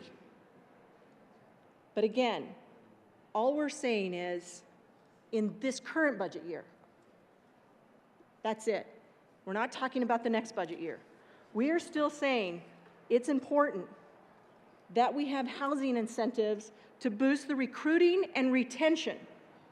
That's a strategy that needs to be used, that's been used in other correctional facilities, been used in county jails and counties throughout the state to, again, recruit and retain. Last year, we had a bill that passed $15 million, retention and recruitment. Public safety, one of your public safety bills, one of the governor's public safety bills. There's another one coming forward this year. I don't know the amount of money on it at this point, but I know there's like $115 million in the governor's public safety fund that he wants. Doesn't mean he's going to get it, but that's what he wants. But we're saying $4.5 million out of their personal line or additional money to boost recruitment and retention. That's important. And colleagues, yesterday, just yesterday, and again today on thirds, you voted to support retention strategies in other departments. So this isn't new, and this is important. The rest of this amendment talks about the medical caseload. The good senator from Arvada spoke to what the rest of this amendment does, but it's important. It's important that we have that for our correctional facility. These are increases that need to take place within this fiscal year. So again, this amendment does nothing to diminish the important role of corrections. This amendment doesn't take away from them being able to do what is important, and that is to protect the public safety by separating individuals that are convicted of crimes. This amendment is simply saying to the Department of Corrections, we understand you have some management challenges. Let's work on those. Let's get those straight. We've got, in 3 weeks, we've got figure setting. Look forward to that discussion with them. And I actually would encourage an aye vote on this amendment. Senator Bridges. Thank you, Mr. Chair. Beds at our correctional facilities aren't just sheets and pillows. There are human beings on those sheets and pillows, and there are other human beings that are there to keep folks safe. And if all we do is fund the sheets and pillows, we are threatening the safety of folks at our correctional facilities. We are threatening the safety of both the inmates, who don't have a choice about being there, and the correctional officers, who are already overworked. The reason these beds are staffed at the moment is because we're paying overtime. We're paying 1.5x what we would normally pay. And if we vote no on this, these folks who are already overworked, who are literally dying on the way home from their job because they're falling asleep at the wheel, the message we're sending is, we believe in funding pillows. We don't believe in supporting our state employees. This is a bad amendment. I'm happy to hear that the other side supports safety. I'm happy to hear that the other side, the folks supporting this amendment, want to make sure that we have an environment in our correctional facilities that protects everyone who is there. But this amendment threatens that. That is the fact. there is a difference of opinion between the department and the folks running this amendment on how much money there actually is in that line item. Folks, they're telling us they can't do this. They're telling us the folks that are already overworked can't do this. We have to make sure that people are safe. Please vote no on this amendment. Mr. Minority Leader. Thank you very much, Mr. Chair. I rise in support of those very people, and I like the framing of the individuals. The individuals are inmates. We want them to be safe. They don't have a choice in being there. We want the individuals, the employees of the Department of Corrections who are working to be safe as well.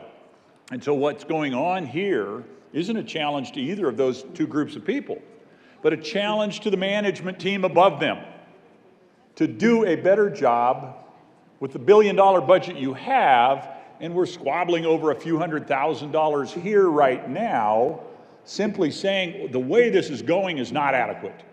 The way this is going is not appropriate. Now, the next layer down in this discussion, when you really get down to the precise details, there is the ability to argue each way in terms of the very specific dollars. We're that close. This is whisper thin.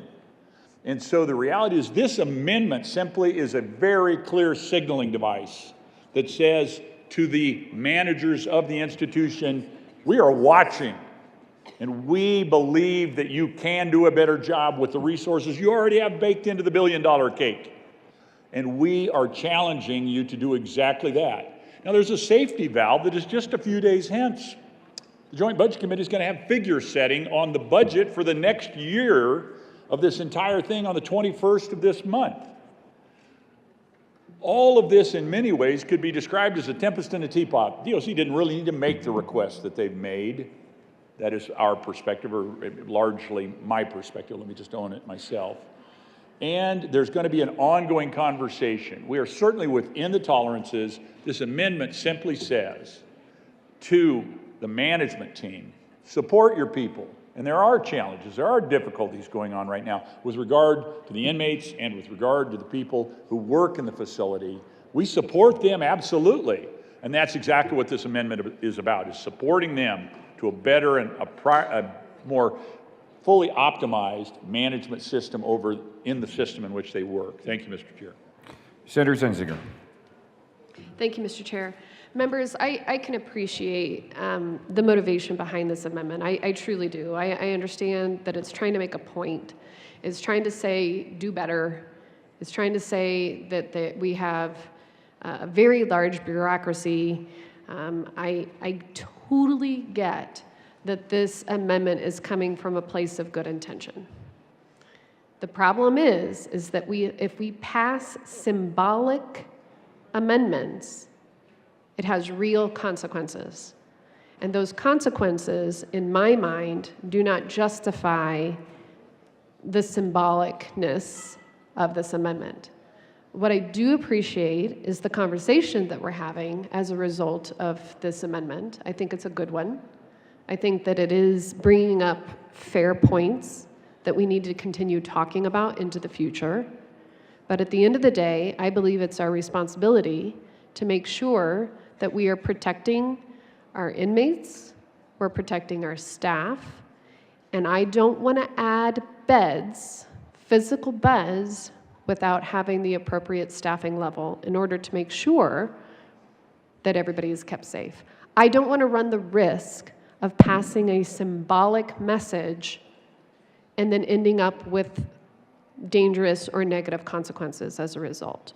So I appreciate the conversation. I appreciate the good intentions of the amendment. I would still encourage a no vote because we have to live with the reality of what will happen on the ground. Senator Gardner. Thank you, Mr. Chair. Well, I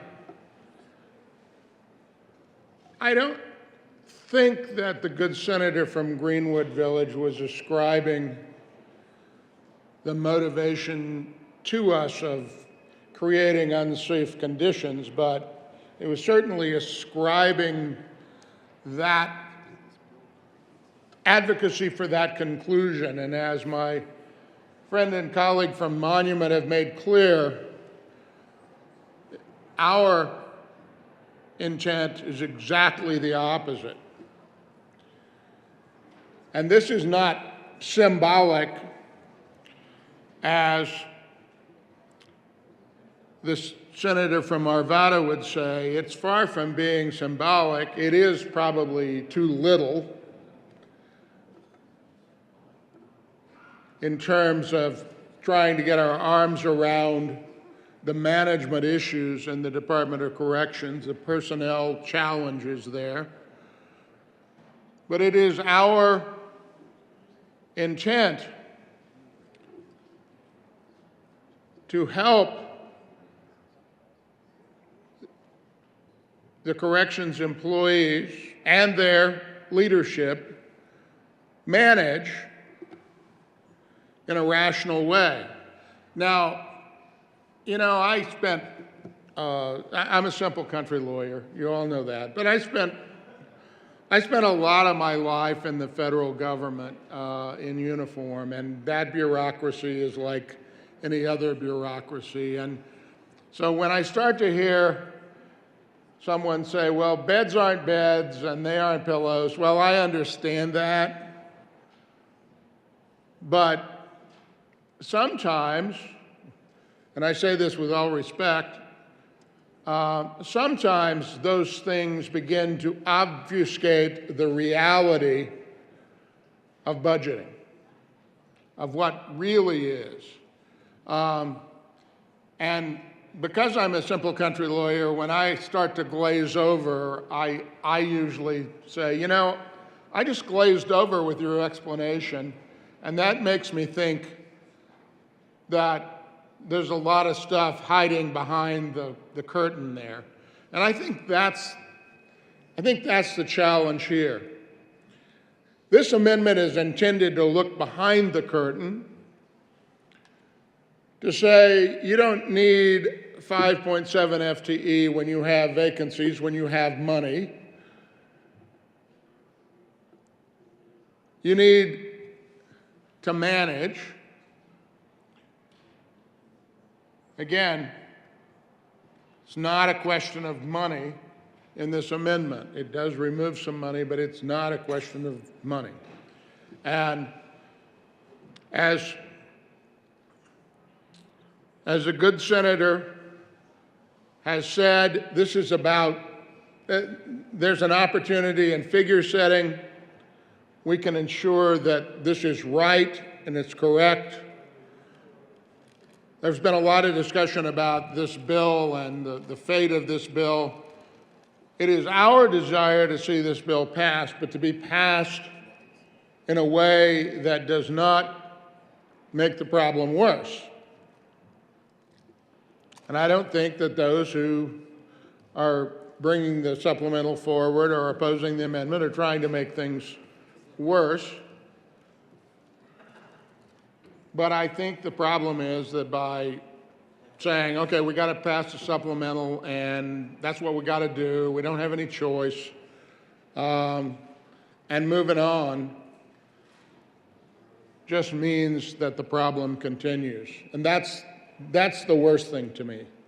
That is the real danger here, is that we'll be here a month later and that we'll be here on May 9th and this will still be a problem. And we will not have faced it squarely in the eye. We will have not said to the executive branch, this must be fixed.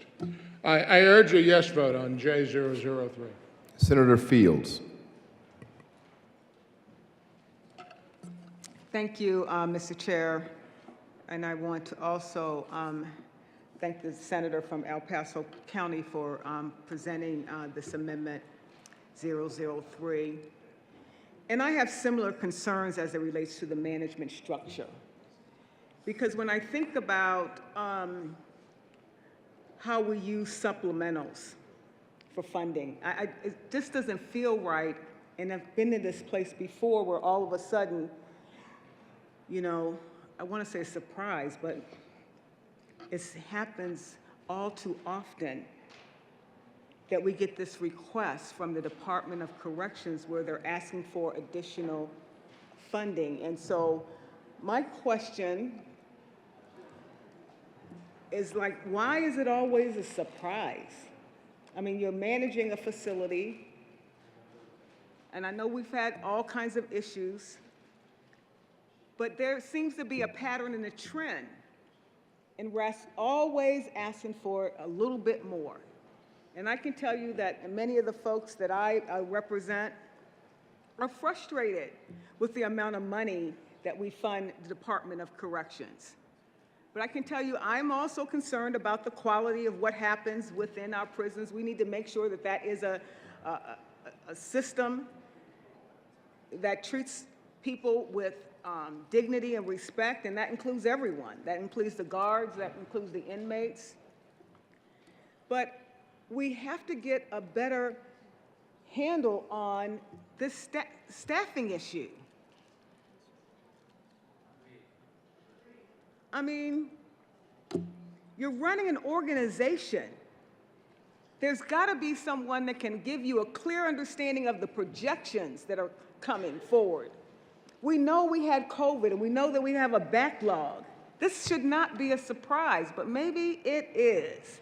But I think the message with this amendment, and I am voting no on the amendment for the reasons that have already been explained, but I'm trying to make sure that I get the intention of the people who do this work.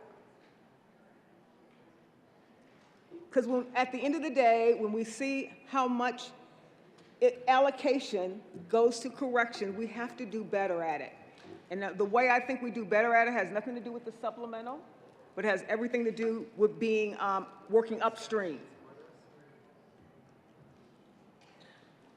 Give them some money upstream to even prevent people from being housed in the Department of Correction. But we knew that about the backlog of COVID. I just don't understand the budgeting formula that we keep having to address every year, where they're asking for more money, more beds, more staffing. And the conditions are, you want some of the money too? No. I convinced you? All right. Senator Kirkmeyer. Thank you, Mr. Chair. So again, I'm going to ask you members, don't get confused. We are not taking money away from the Department of Corrections. So please do not get confused. The good senator from Aurora is absolutely correct. We need to get a better handle on the staffing issue and on the management issue. We need to get a better handle on it. This item took hours, required a comeback. We heard about it in briefings. It took hours. You know, we all received some emails about caseload and such, and there are issues there. We all understand the trend is that our number of inmates is going up. That's bound to happen after what we just went through with COVID and removing people from the correctional facilities. But again, this is not a symbolic amendment. It's a supplemental request. They're asking to add dollars to this year's budget. A budget where they say 2/3 of their $995 million budget relates to personal services, over $600,000. That's the Department of Corrections saying that. They have vacancies. They said they have 1,700 vacancies. That was in one document. Another document that came back and said they had 1,600 vacancies. JBC staff went back and looked and said there's probably at least 1,200 vacancies.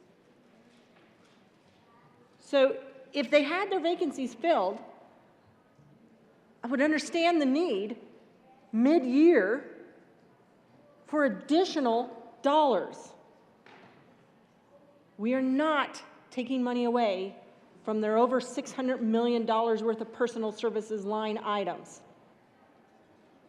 This is clearly a management issue and a challenge that we have with this department. And just to point out to you, of the $1.1 million, $677,516 is related to the radio equipment for 16 FTE. And the reason I'm saying 16 FTE, because 5.7 FTE in a supplemental means that we are funding portions of 16 FTE next year. So don't be fooled when it says 5.7 FTE. We're funding them for a partial year. That's what they're asking.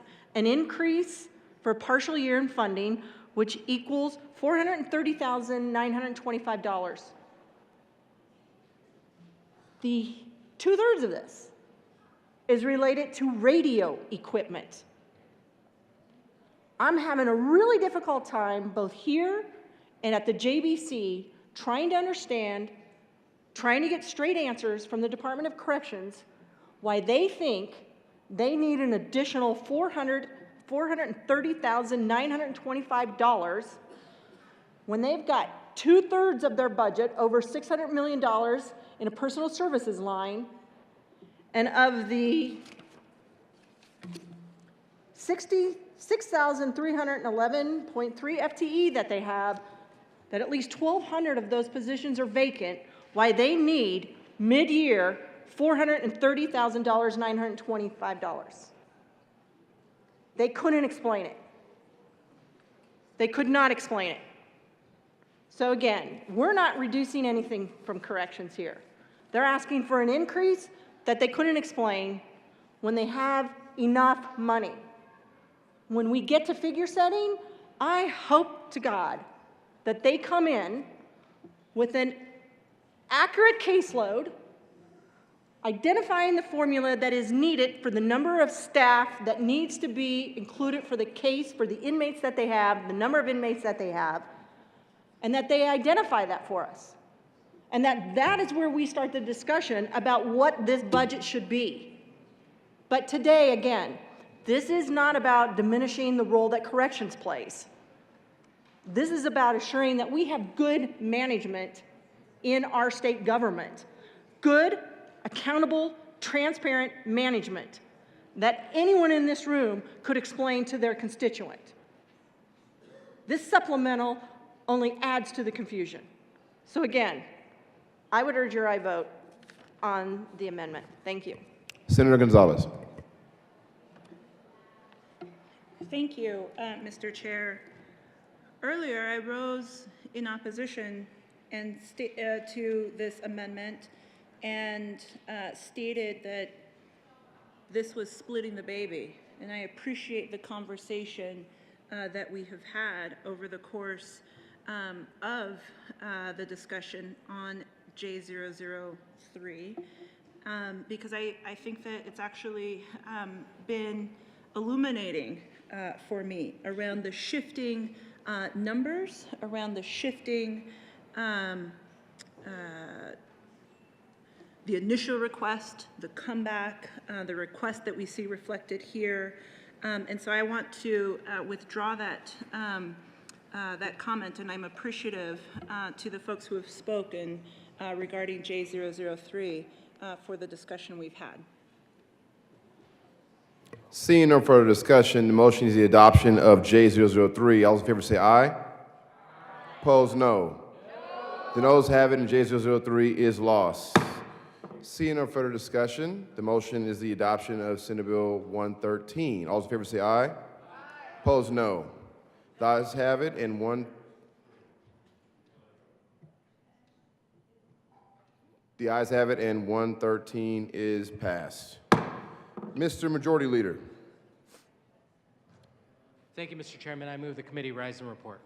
The motion for the committee to rise and report. All those in favor say aye. Aye. Opposed, no. The ayes have it, the committee will rise and report.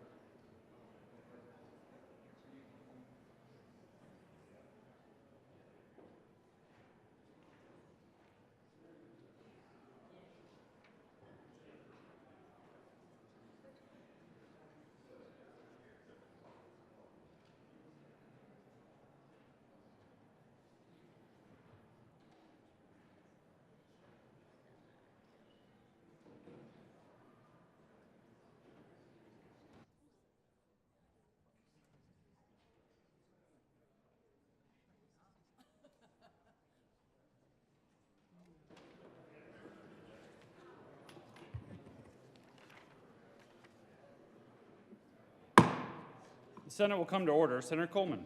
Thank you, Mr. President. The committee has met and a number of bills in consideration. Will the clerk please read a report?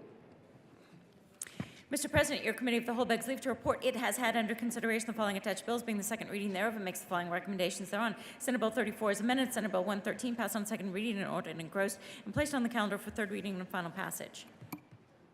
Senator Coleman. Thank you, Mr. President. I move for the adoption of the report. The motion is the adoption of the committee of the whole report.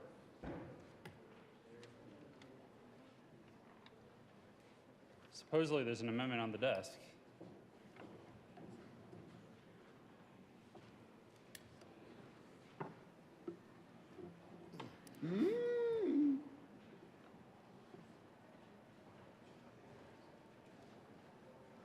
Round them up.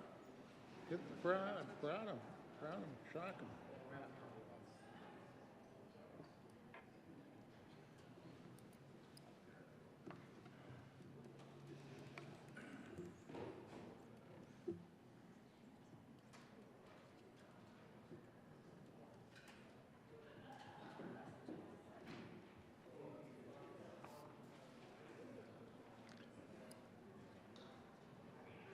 This says here, Senator Lundin moved.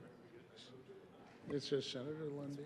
Will the clerk please read Amendment 001? Amendment 001. Senator Gardner. Thank you, Mr. President. I move what purports to be the Lundin Cal 001 to SC 113. To the amendment. Thank you. To the amendment. Members, colleagues, friends, once I have control of the well here, I will speak to this Cal amendment. We had a good discussion about the amendment, which was J003, about removing the FTE and the radio equipment. Now, we remain convinced that the passage of that amendment was appropriate. It was appropriate as a management matter. It was appropriate for the good and safety of the employees, and not as was asserted by the opponents that somehow that was endangering that. This is about management of the department. This is about ensuring the management of the department. It's about ensuring accountability. I urge an aye vote on Cal 001. Further discussion. Senator Zenzinger. Thank you, Mr. President, members.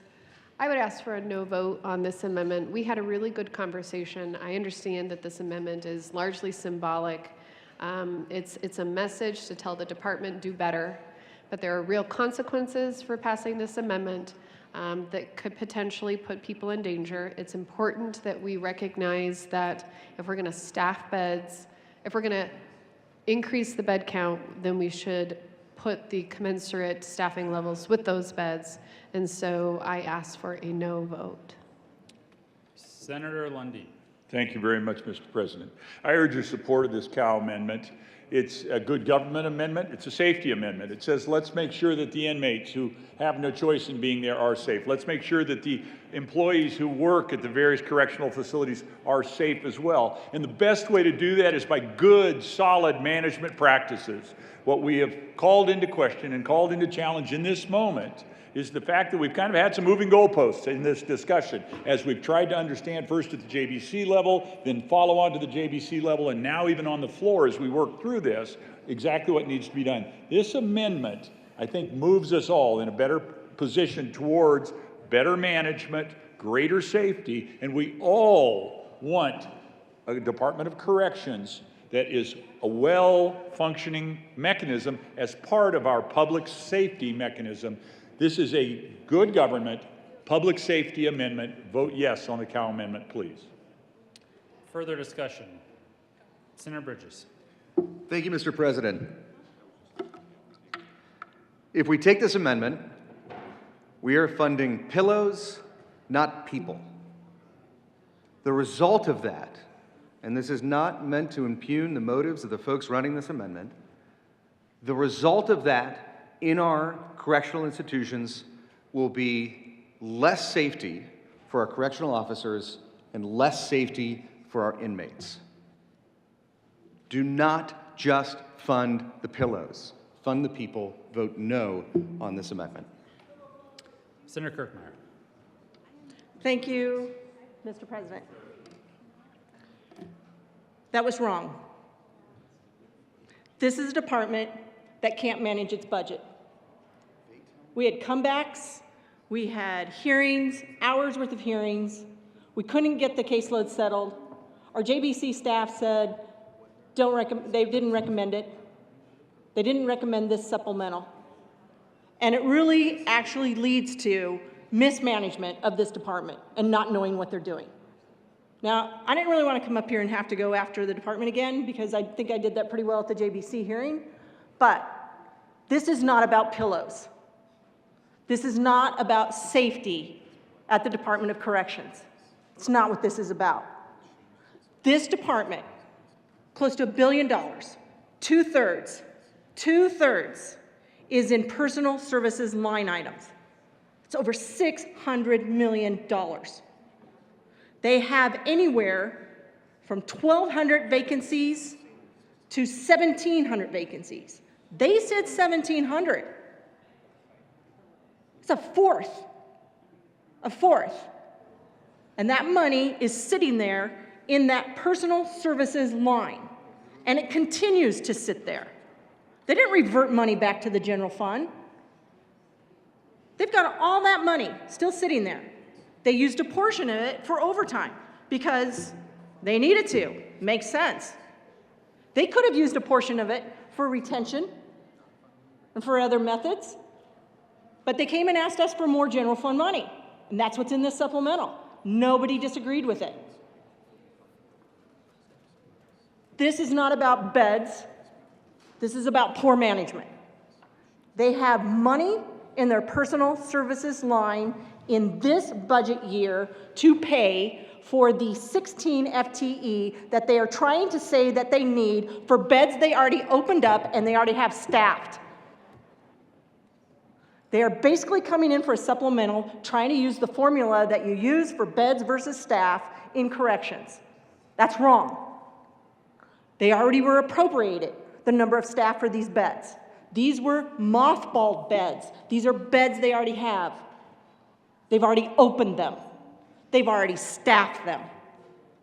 They are basically asking for 16 FTE, because it's 5.7, which is parts of 16 FTE, that will get annualized next year. That means that money then goes into that personal services line and keeps growing every year, whether or not they fill the number of FTE they say they need. That's what's going on here. So this is poor management. They do not need $430,000 out of a plus $600 million line in this budget year. They have the money. Go hire new staff. Go get it done. This is just about poor management. It's not about public safety. It's not about the Department of Corrections that we think it should go away. That's not what any of this is. This is not a decrease in their funding.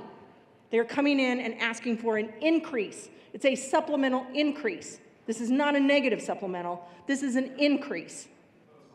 They don't need this money. They have the line item. We don't appropriate FTE. They can go hire the FTE for those beds, and they already have staffed them. It's not needed. Ask for an aye vote. Senator Gonzalez.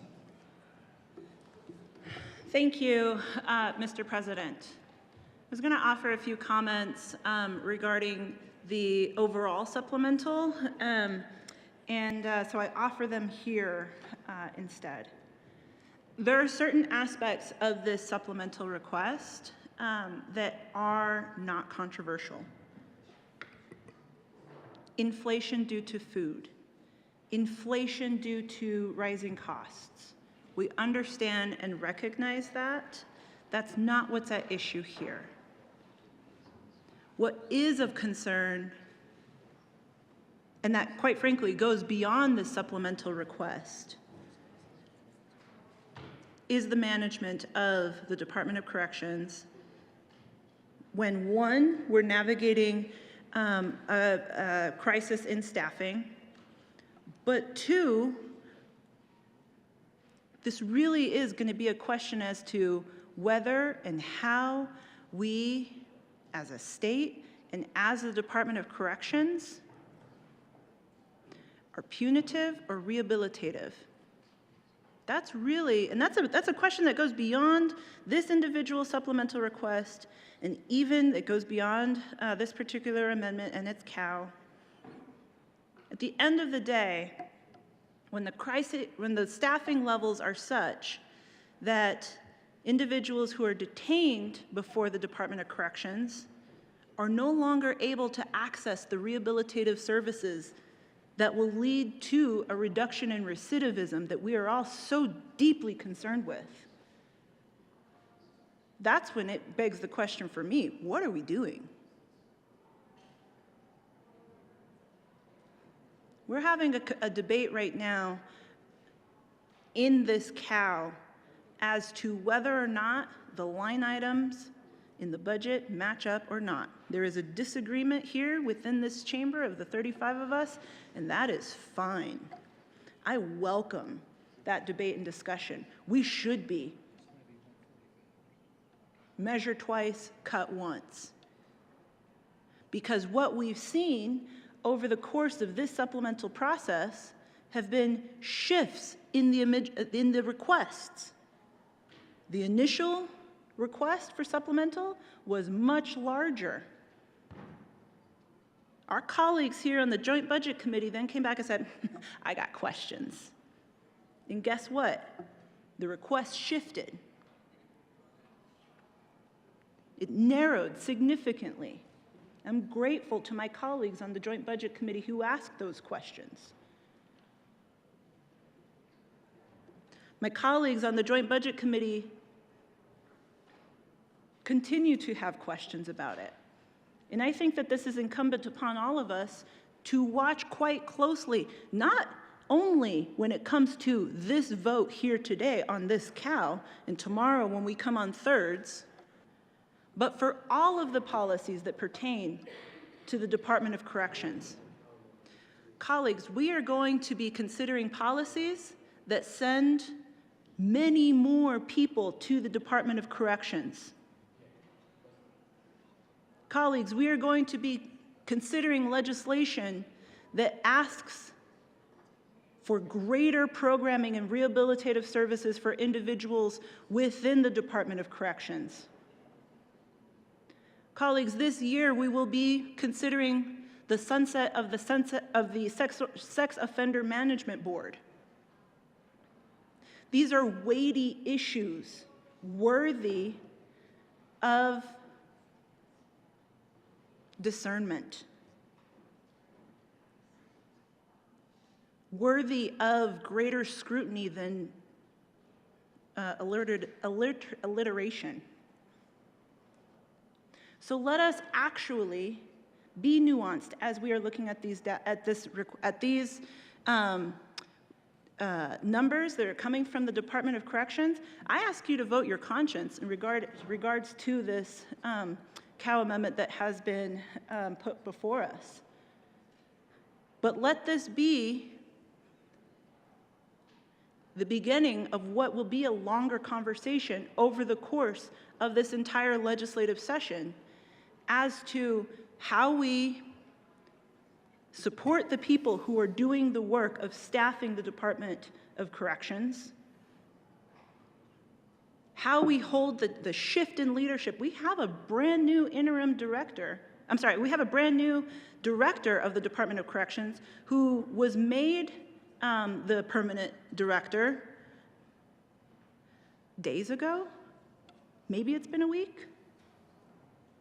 So this is very much a moment of transition and a moment for us to all think deeply about how we treat people who have caused harm in our society, how we rehabilitate them, and how we support the staffers who do that work every day.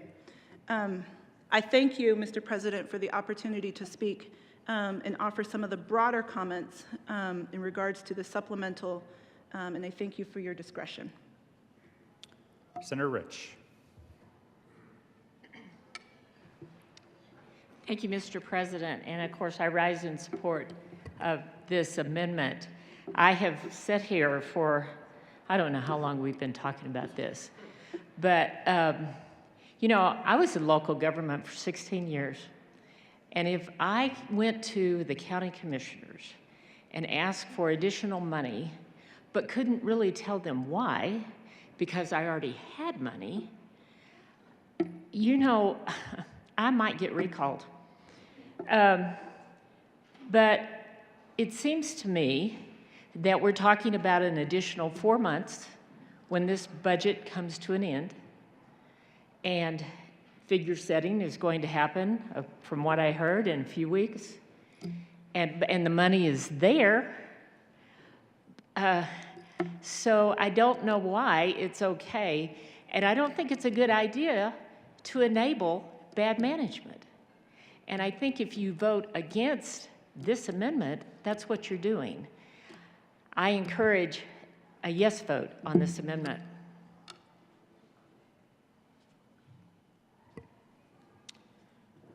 The question before the body is the adoption of Cow Amendment 1 to the Committee of the Whole report. Are there any no votes? Senators Hansen, Roberts, Mullica, Exum, Coleman, Majority Leader Moreno, Bridges, Zenzinger, Kolker, Janal, Jaquez Lewis, Marchman, Fields, Henriksen, Sullivan, Cutter, Winter, Priola, Buckner. Please add the president. With a vote of 14 ayes, 20 noes, 0 absent, 1 excused, that amendment fails.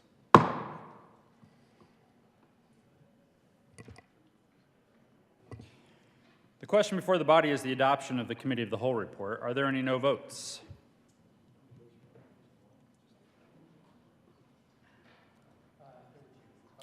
Senators Pelton, R.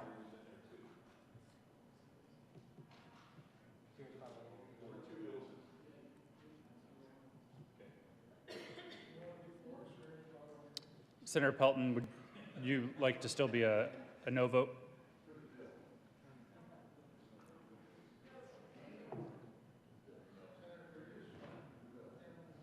We are voting on the adoption of the Committee of the Whole report.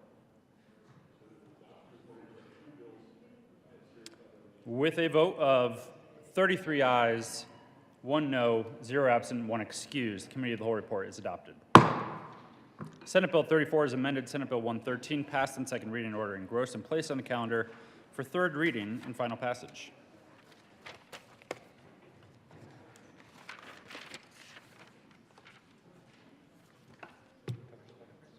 Consideration of governor's appointments, consent calendar. Will the clerk please read all of the appointments listed on the consent calendar? Members of the Oil and Gas Conservation Commission for terms effective July 1st, 2022, expiring July 1st, 2026. Brett Ackerman of Colorado Springs, Colorado, to serve as a member with formal training or substantial experience in environmental protection, wildlife protection, or reclamation, appointed. Michael Cross of Arvada, Colorado, to serve as a member with substantial experience in the oil and gas industry, appointed. Members of the Orphan Wells Mitigation Enterprise Board for a term expiring September 1st, 2023. Kimberly Mendoza Cook of Evergreen, Colorado, to serve as an individual with substantial experience in the oil and gas industry, appointed for a term expiring September 1st, 2024. Lynn Beck of Brighton, Colorado, to serve as a local government official from a jurisdiction that has oil and gas development, appointed for a term expiring September 1st, 2025. Christopher Simmons of Denver, Colorado, to serve as an individual with formal training or substantial experience in land reclamation projects, appointed. Majority Leader Moreno. Thank you, Mr. President. I move for the confirmation of all the appointments listed on the consent calendar, which includes members of the Oil and Gas Conservation Commission and members of the Orphaned Wells Mitigation Enterprise Board. Is there any discussion? The motion is for the confirmation of all of the appointments on the consent calendar. Are there any no votes? With 34 ayes, 0 noes, 0 absent, 1 excused, those appointments are confirmed. Message from the House. The House has passed on third reading and transmitted to the Revisor of Statutes, House Bill 1070 and 1101, amended as printed in House Journal February 8, 2023. The House has passed on third reading and transmitted to the Revisor of Statutes, House Bill 1064 and 1106. Message from the Revisor. February 9, 2023, we herewith transmit without comment House Bill 1064 and 1106 without comment as amended, House Bill 1071 and 1101. Announcements. Senator Rodriguez. Thank you, Mr. President. Thank you, colleagues. I know it's been a late morning. The Business, Labor, and Technology Committee will adjourn at 12:05 in the old Supreme Court. Well, we'll meet and adjourn. We'll meet at 12:05 in the old Supreme Court chamber. We only have one bill on the calendar, Senate Bill 47. Clairvoyant, Senator Rodriguez. Senator Coleman. Thank you, Mr. President. Senate State Veteran and Military Affairs Committee will be meeting at 1:30 p.m. in the old Supreme Court. We will not be hearing Senate Bill 53. We will be hearing Senate Bill 106, 107, and we're adding Senate Bill 108. Senator Fields. Thank you, Mr. President. Members of the Senate Health and Human Services Committee, we will be meeting at 1:30 this afternoon in Senate Committee Room 357. Please take note of the order. We're going to be hearing 4 bills instead of 5 bills today. Thank you. Senator Roberts. Thank you, Mr. President. Agriculture and Natural Resources Committee, we're meeting this afternoon at 1:30 and 3:52. We have 4 bills on our calendar: Senate Bill 59, Senate Bill 13, Senate Bill 44, and Senate Bill 50. Senator Gardner. Thank you, Mr. President, and I look to the Majority Leader for guidance on this, but Military Appreciation Day is tomorrow morning to be observed in the House.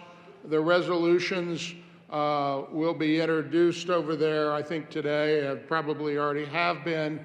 For those of you who are co-prime sponsors, there will be an opportunity to speak in the well over there. I would encourage you to do that. And I think the drill will be to introduce all the resolutions and then have comments, any speeches and remarks that need to be made jointly about all of the amendments.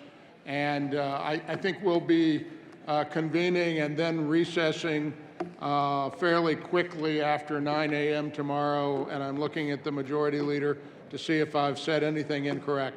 So we have bipartisan support for this announcement. Seriously, members, do attend for Military Appreciation Day in the House, and then we'll be doing those quickly on Monday. I believe it will be here in the Senate. Thank you very much. Senator Priola. Thank you, Mr. President. Members, Joint Technology Committee meets tomorrow morning bright and early at 7:30 in Senate Committee Room 352. Senator Pelton. Thank you, Mr. President. I have a couple announcements. Tomorrow morning, the Colorado Association of Naturopathic Doctors will be here feeding us breakfast over by the old Supreme Court room. And also, the Colorado State Farm Bureau Board was here earlier, but with our extended work here on the floor, they had to leave. But they do a good work for our state, so thank you. Senator Simpson. Thank you, Mr. President. Request a moment of personal privilege, please. Granted. Colleagues, earlier today, I don't know if you could feel the presence in the room, but the russet grizzly was right behind me for a better part of an hour waiting for an opportunity to recognize. You know how much pressure there is when the grizzly bear is behind you. Senator, the good Senator. Anyway, there were folks here from Adams State, and I wanted to take a moment to offer a tribute to them. In attendance this morning was Interim President David Tanberg, doing an exceptional job. My good friend served on the Board of Trustees at Adams State with the current chairwoman, Michelle Leak. wonderful individual. And Bruce Rosen Grant was here as the Vice President of Community Engagement. But quickly, colleagues, just a tribute to some of the successes at Adams State. Particularly here, we're going to talk briefly about some of the athletic achievements. The Adams State University women's track and field and cross-country programs. I'd like to extend congratulations to the track and field cross-country program that captured 4 Division II individual titles during the 2022 season. A special recognition to Brianna Robles, who was a 2-time national champion, winning the 5,000-meter run title at the Division II Indoor Championships and the 5,000-meter run crown at the Outdoor Championships. Also recognize Stephanie Cotter, who won her first Division II National Cross Championship title in 19 and earned her second title in 2022. I do this tribute in cooperation with my good friend and new representative from the San Luis Valley, Matt Martinez, representing House District 62. Likewise, the Adams State University women's cross-country team on winning its 3rd consecutive Division II national championships in Denver of last year at on December 22nd in University Park in Washington. Just to highlight the cross-country and track programs at Adams State are really world-renowned. Damon Martin's a coach. Ironically, he's a result of the great work of Dr. Joe Vigil, internationally renowned high-altitude cross-country training coach, who happened to be my dad's football coach in Alamosa many years ago. And then lastly, a recognition of the Adams State University men's wrestling team. Members, let's pay attention, keep it down, and pay our respects to the senator in the well. Thank you, Mr. President. I offer congratulations to the university men's wrestling team for capturing 3 individual titles at the Division II National Championships in St. Louis, Missouri. Individual championships, Jonathan Andretti of Walsenburg at 133 pounds, Noah Hermosia of Gypsum at 149 pounds, and Josiah Ryder of Rifle at 157 pounds. Head coach Jason Ramstetter was recognized with his 2nd National Coach of the Year award in Division II Wrestling and named Colorado Collegiate Coach of the Year for a 5th time. Again, a hometown connection.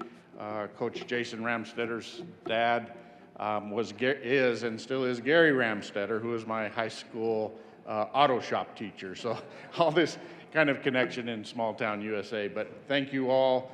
And I would highlight all the debate and discussion about Senate Bill 113 and prisons. Adams State has an amazing incarcerated program where they're outreach to prisons across the country and really do have and Rep. Martinez over in the House runs the program, been highly successful and really a model for how to conduct prison programs across the United States. So thank you all very much. It's unfortunate they all had to get to their board meeting today, so we missed the opportunity to engage with them, but thank you, Mr. President. Senator Kolker. Thank you, Mr. President. I ask for a moment of personal privilege. Granted. Thank you. Members, at the beginning of the week, I acknowledged that this was National School Counselor Week, and I'd like to read off for those members still listening and in the chamber, and for the many online and listening, what a typical day is for a school counselor. Some days are tough.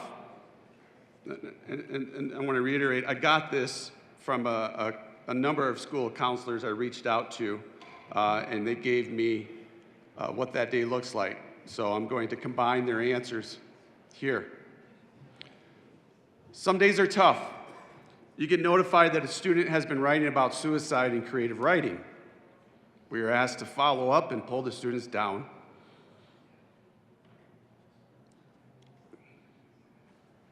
And do a thorough suicide assessment. We gauge the risk and call parents with the results, as well as put together a response plan. Whether the student needs hospitalization or not, they are to be followed until graduation. We create a student safety plan and discuss ways to inform teachers and to plan for missed school if needed.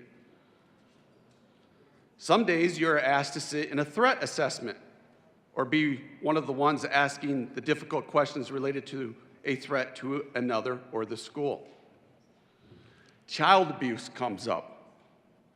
Often when we have students disclose abuse, we follow the child abuse reporting protocol, calling DHS, filing reports, and following up with the student.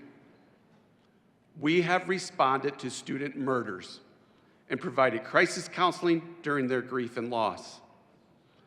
Other times, we are providing classroom guidance on mental health and suicide prevention.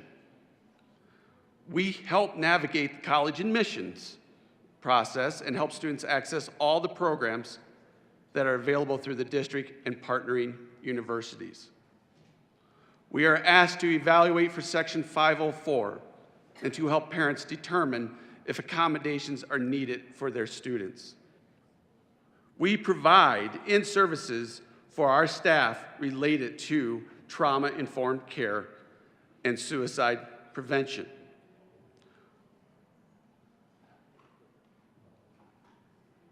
We participate in IEP and expulsion meetings.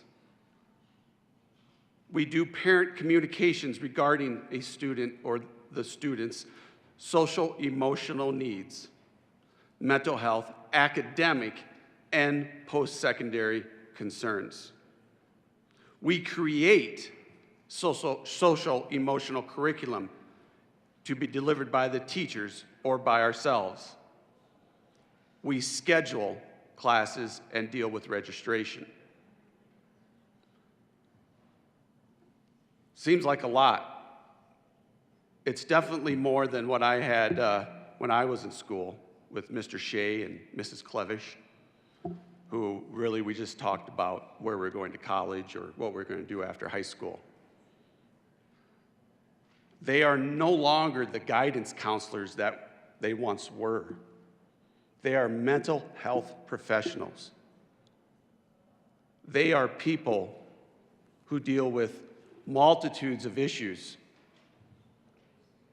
and deal with and help kids with trauma. And they help get them through school so they can manage their social and emotional needs. And this week is National School Counselor Week. And I had a hat on, would take my hat off to them. And I want the members to remember this when we think about the needs of our schools and we ask for help for more counselors. Thank you.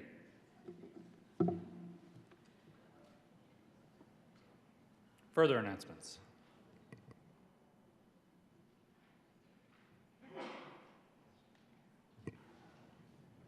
Majority Leader Moreno. Thank you, Mr. President. Seeing no further announcements, I move that the Senate adjourn until tomorrow, Friday, February 10th at 9 a.m. You have heard the motion. All those in favor say aye. All those opposed, no. The ayes have it, and the Senate will adjourn until 9 a.m. Friday, February 10th, 2023.